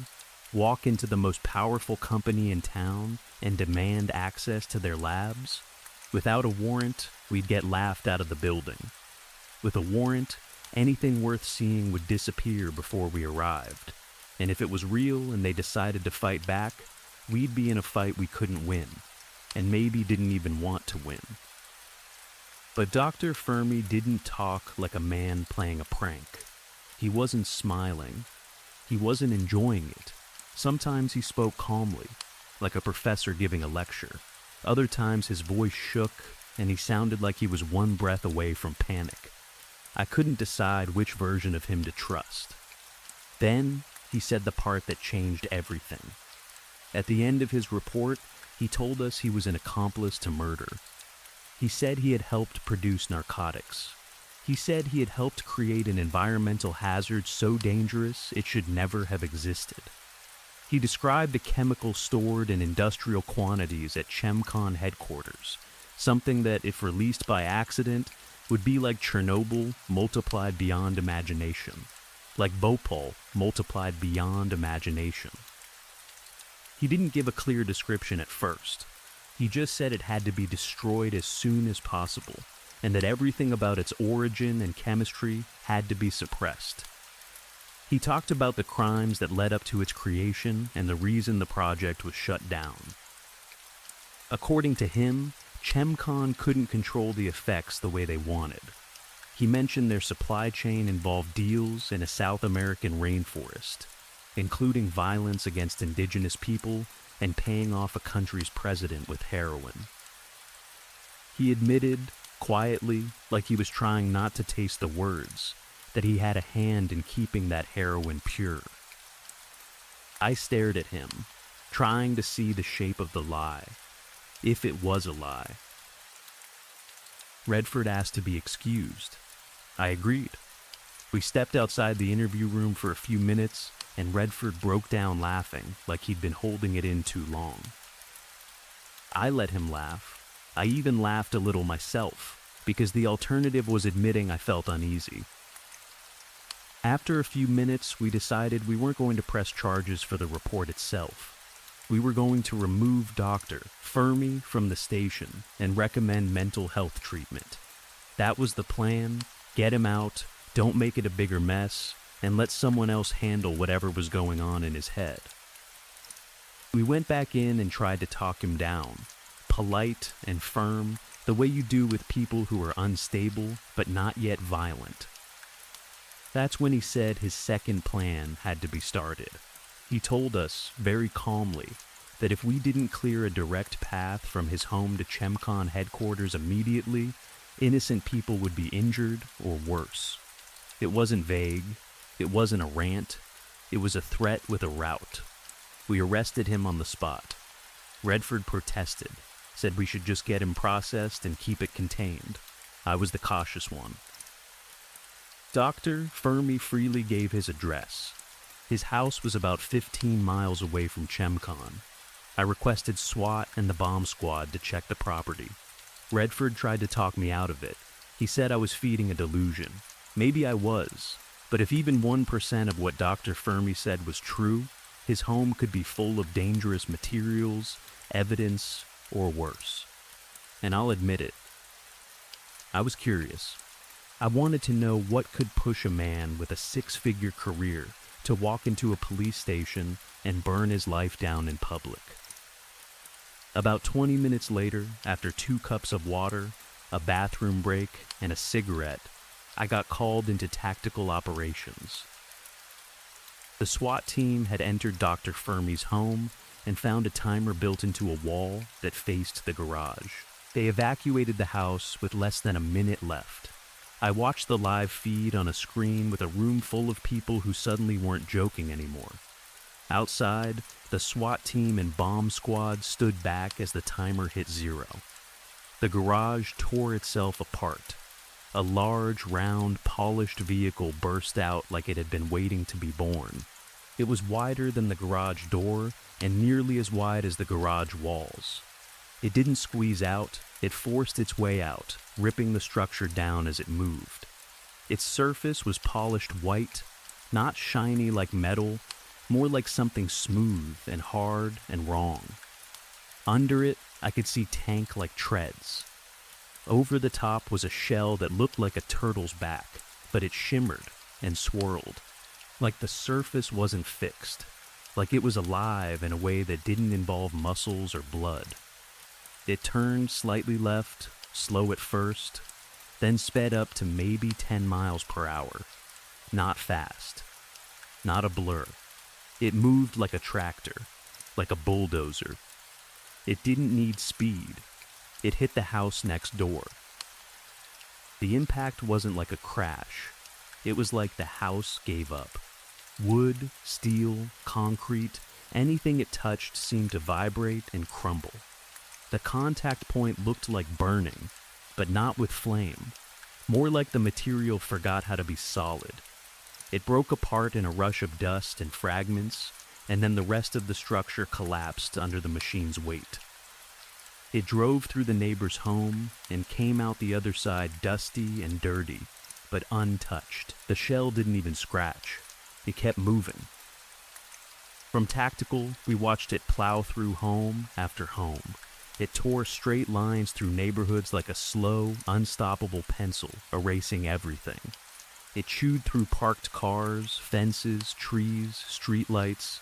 It climbed out of basements and down into foundations like gravity was just another inconvenience. Units were deployed to evacuate buildings in its path. People were screaming over radios. Dispatch tried to keep up. ChemCon was notified, and we were told an executive team was coming to the station. The SWAT team regrouped and tried to stop it. They hit it with submachine guns. They brought out a specialized .50 caliber rifle meant to punch through an engine block. They even used improvised C4 charges, one aimed at the hull, one aimed at the treads. Nothing worked. Bullets sparked. Explosives flared. The machine didn't even flinch. At one point, it crawled up the ramp of a 3-story parking garage.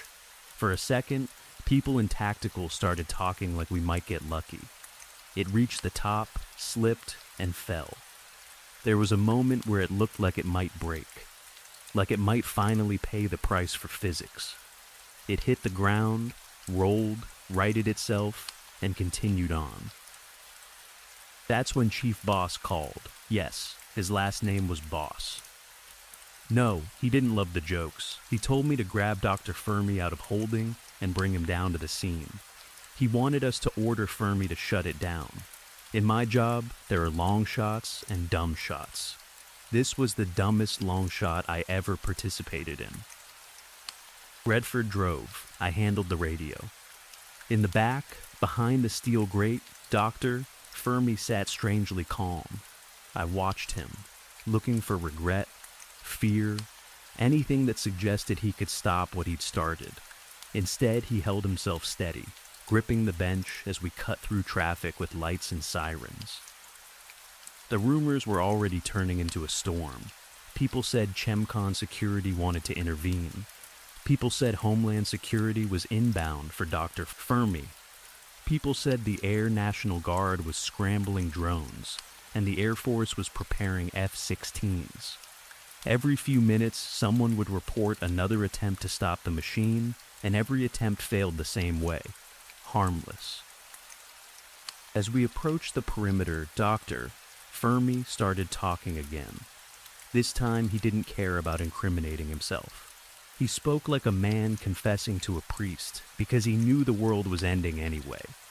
He told me the chemical's name, Reboot X. He said it could reboot the human brain like flipping a switch. Memories gone. Learned morality gone. Language gone. The parts of you that were built by life wiped clean. It started, he claimed, as a treatment for trauma, something like PTSD. Then, ChemCon saw other uses, wiping the minds of spies, breaking people down so they could be rebuilt into assassins. In certain doses, it could suppress sentience itself, leaving the body alive and moving, but stripping away the person inside. They tried to develop ways to reprogram people afterward. According to Dr. Fermi, that part never really worked. Reboot X didn't behave like a normal drug. It was too potent, tiny amounts did the job. Worse, it didn't get filtered out well. It didn't break down. It didn't disappear. It spread like a forever chemical, like something that keeps moving through water treatment, through rivers, into oceans, into living bodies, never fully leaving once it arrives. He told me the machine was built to stop it. He said he stole proprietary technology from ChemCon and its subsidiaries and spent 6 months building the vehicle in his garage.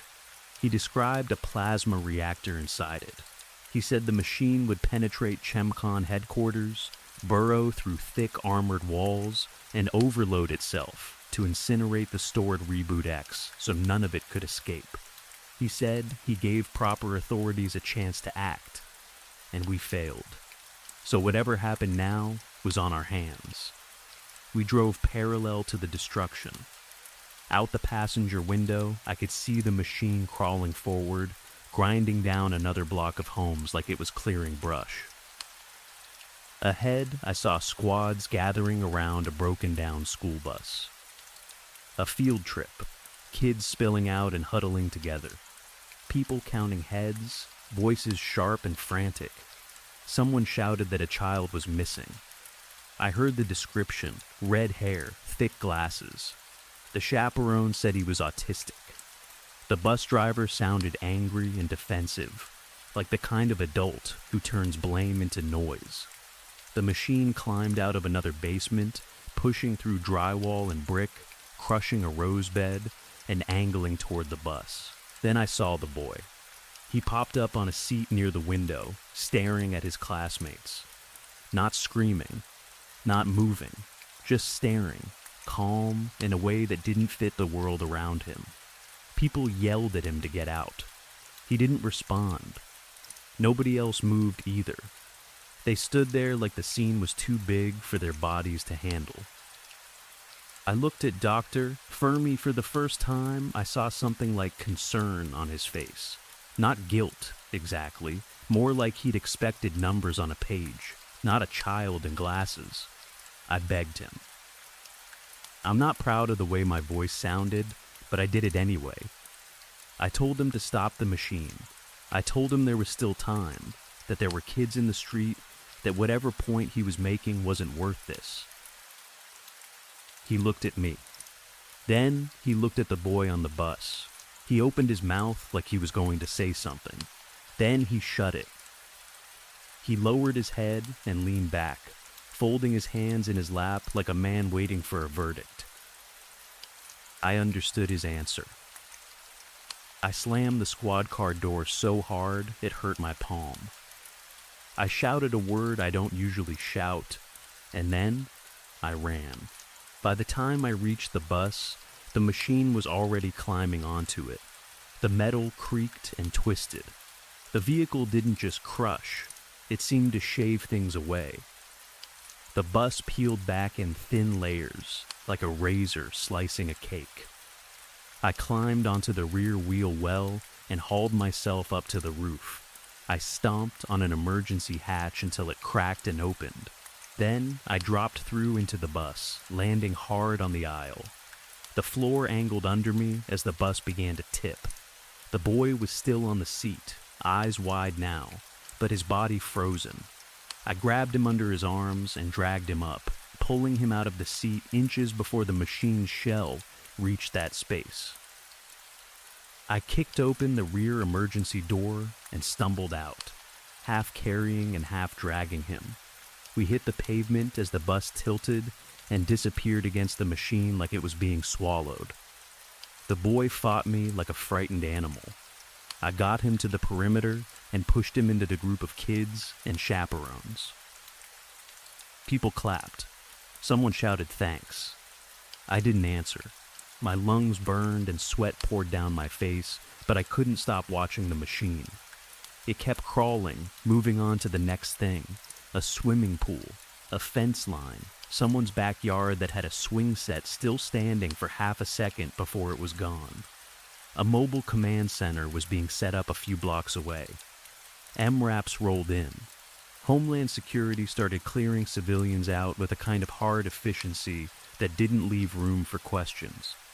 Then I saw a third armored vehicle arrive. It was white with red highlights.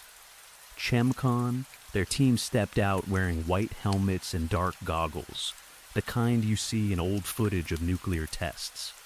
They moved with calm purpose, like they'd practiced this. From the back of their vehicle, they unloaded a heavy tripod and mounted it in the middle of the street facing the machine. Then they brought out a huge donut-shaped object and pointed the hole at the white egg. They ran a thick cable, 6 inches thick at least, from the MRAP to the donut weapon. The interior began to glow bluish purple, and the air filled with the sharp smell of ozone, like a lightning storm trapped at street level. The MRAP's engine strained like a generator under too much load and belched black smoke. A Homeland Security officer grabbed me and yanked me down behind his vehicle. The donut weapon discharged. I didn't see the projectile, if there was one. I heard a high whine, then a pop like a massive static shock. For a split second, a miniature sun flared behind the truck, white-hot light that burned through my vision, and then it collapsed. Ash and soot rolled over us like a dirty wave. When my sight cleared enough to look again, I saw empty pavement where the ChemCon wrap, the weapon, and the crew had been. Gone, all that remained was a black, scorched ring on the street, with small flames dancing around its edge. The machine's shell was blackened on one side, but the surface swirled. The blackness twisted as if it was being stirred into the white, and within moments the shell returned to its dull eggshell color. It paused only briefly. Then it continued forward. That was the first time I felt real fear, the kind that doesn't stay in your head. It moved into my stomach and hands. It made my thoughts slow down as if my mind didn't want to keep up with what my eyes were seeing. Before I could recover, Homeland Security ordered me to surrender Dr. Fermi to them. I did. I didn't argue. I was pulled into their command trailer for a debrief. Inside, I sat with a Homeland Security officer while my chief appeared on a screen. On another screen was a ChemCon representative. Clean haircut, calm face, the look of someone trained to speak in controlled tones while violence happens elsewhere. Behind a two-way mirror, Dr. Fermi was being strapped to a metal chair. Electrodes were placed on his forehead. I told them everything I knew, his confession, his claims about Reboot X, his descriptions of the machine, his refusal to stop it. I said I didn't think there was an off switch. I said he seemed willing to let the machine reach ChemCon headquarters and destroy whatever was inside, even if it killed half the town along the way.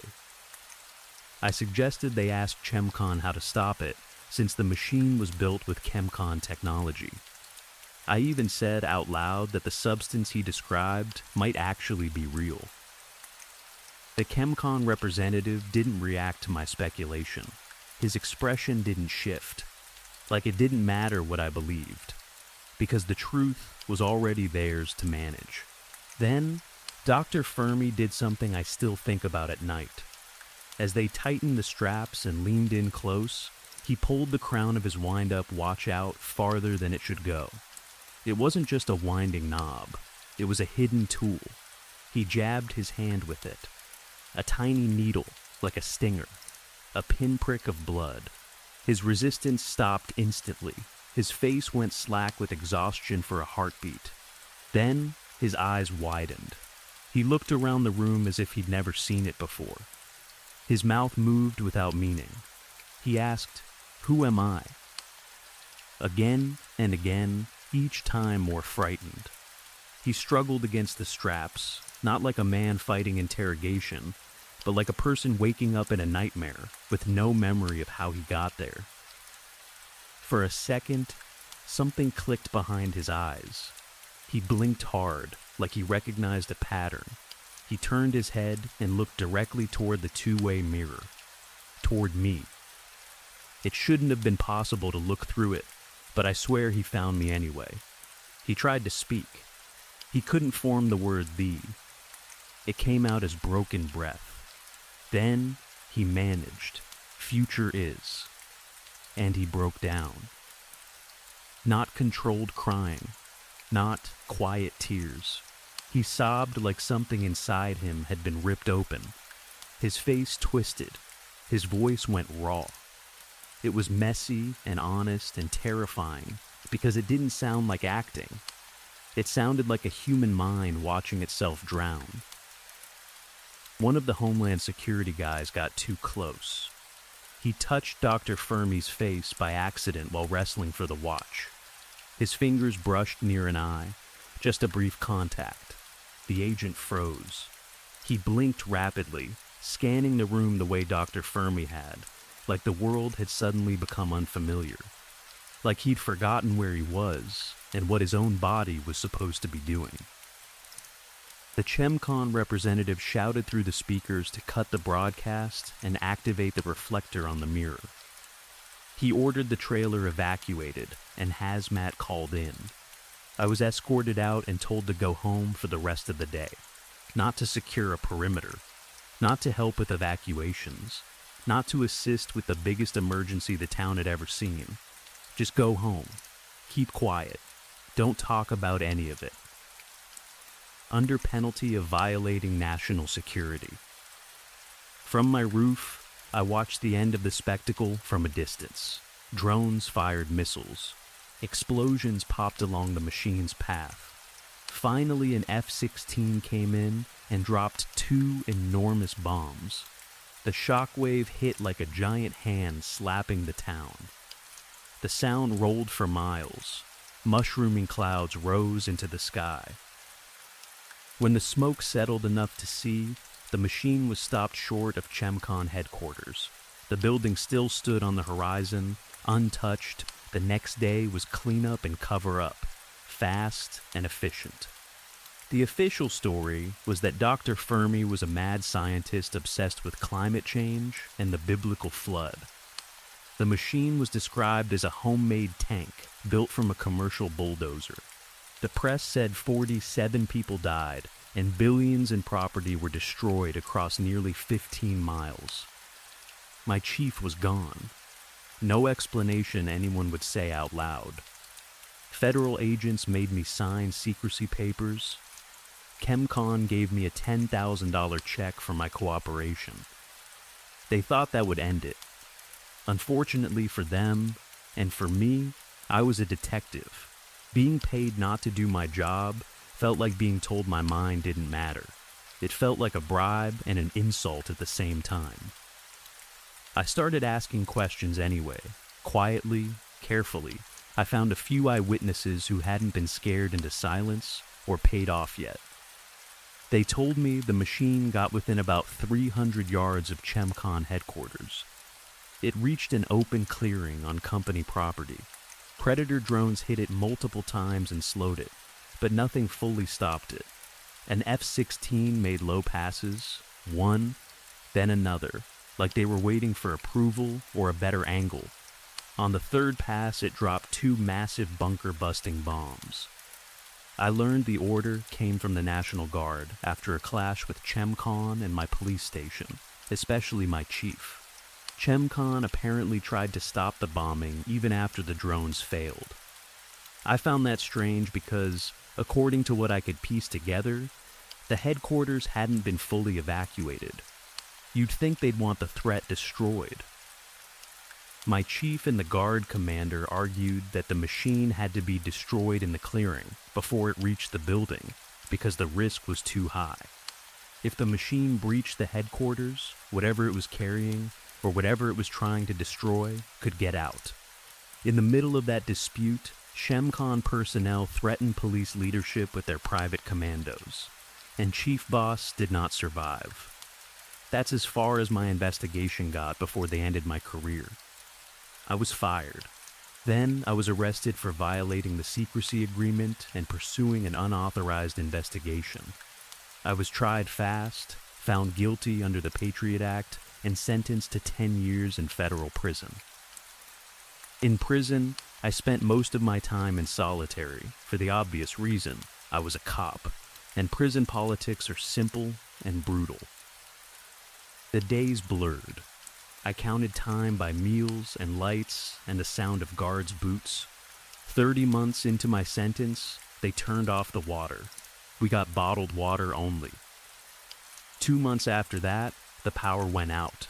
3 days after that, the generators failed. And then, the prison turned into an animal cage. A riot broke out and the doors opened, one way or another. I ran with everyone else, because staying would have meant dying in the dark. I emerged into a world that looked like it had been set on fire and left to burn. People fought over bottled water in the streets. Whole neighborhoods were silent except for shouting and occasional gunfire. There was no radio, no TV, no internet, no grid power. Hospitals were closed. Schools were empty. Work stopped being a thing people talked about, because the only work left was finding clean water and trying not to die. Information was scarce. But I've worked cases with less. Eventually, I learned the truth. Reboot X had been stored under Chemcon property, under that clearing where the machine finally stopped. That was the plan all along. The bombs that saved the headquarters blew open a hidden storage and experimentation facility underground. The blasts cracked large tanks full of Reboot X and fractured the ground beneath them. The chemical leaked into the water table. From there, it moved into rivers. Then, into the ocean. Then into food supply chains. Then overseas. The effect didn't stay local. It spread like a stain that couldn't be washed out. People called the affected infected, like it was a virus, because that's the closest word our brains have for a thing that moves through populations. Some people said it could spread by fluid contact from person to person, and maybe it could. But most of it was in the water, in the pipes, in the wells, in the places we'd always trusted without thinking. The turned would start forgetting who they were. They'd make mistakes at work. They'd lose words mid-sentence. They'd stare at familiar faces with blank fear. Some would go hysterical and then catatonic, like their minds were flipping through channels and landing on static. After a few hours, they would become something simpler. Not violent in a movie monster way. More like human bodies operating on basic needs. Drink, eat, sleep, reproduce without the layer we call a person. They forgot how to drive. They forgot how to read. They forgot how to follow rules that only make sense when you remember yesterday and plan for tomorrow. At first, people executed them on the spot, terrified of what they represented. Seeing it felt like watching evolution in reverse. It was like looking at ourselves with millions of years subtracted, and we couldn't stand it. I don't think a turned person ever hurt anyone on purpose. But intention doesn't matter much when someone turns behind the wheel of a truck, or while holding a gun, or while caring for a child. Accidents became a kind of everyday mass killing. In the chaos, I went back to Dr. Fermi's neighborhood. His house was still standing.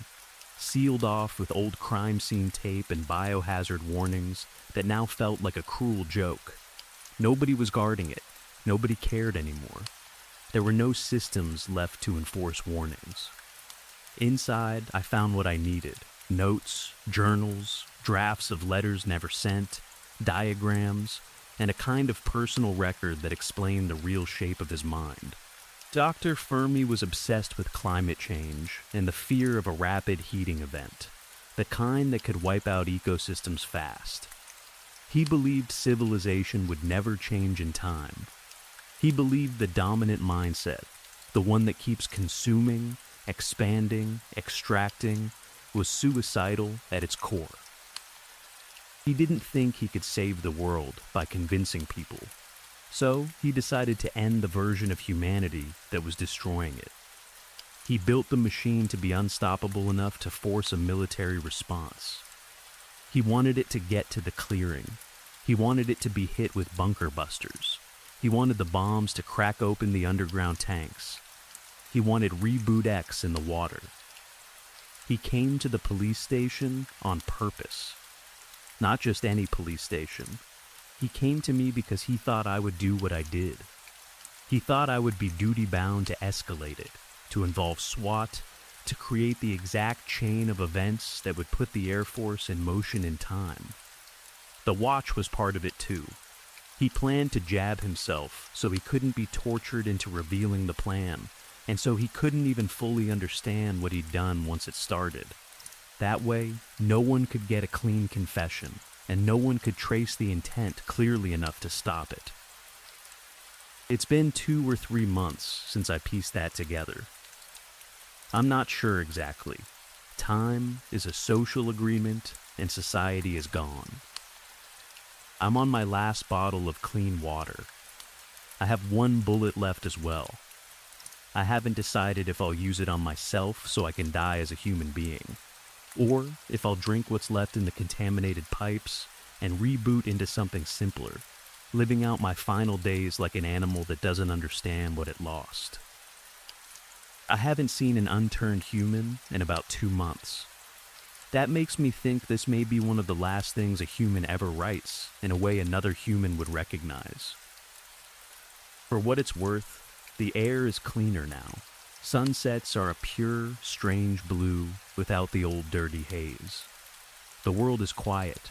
The rebooted are quiet too. They keep mostly to themselves. Most of them died off, I think, because a mind without planning can't survive long when the easy resources are gone. I haven't seen them make fire. I haven't seen them build. They move, they drink, they eat, they sleep. They exist. Sometimes I wonder if Reboot X didn't just erase the mind, but held back the mind on purpose, like a lock placed on the highest part of us. Maybe that's mercy. Maybe it's worse than death. Maybe it's the same thing with a heartbeat. I don't know. Well, Dr. Fermi, the future is.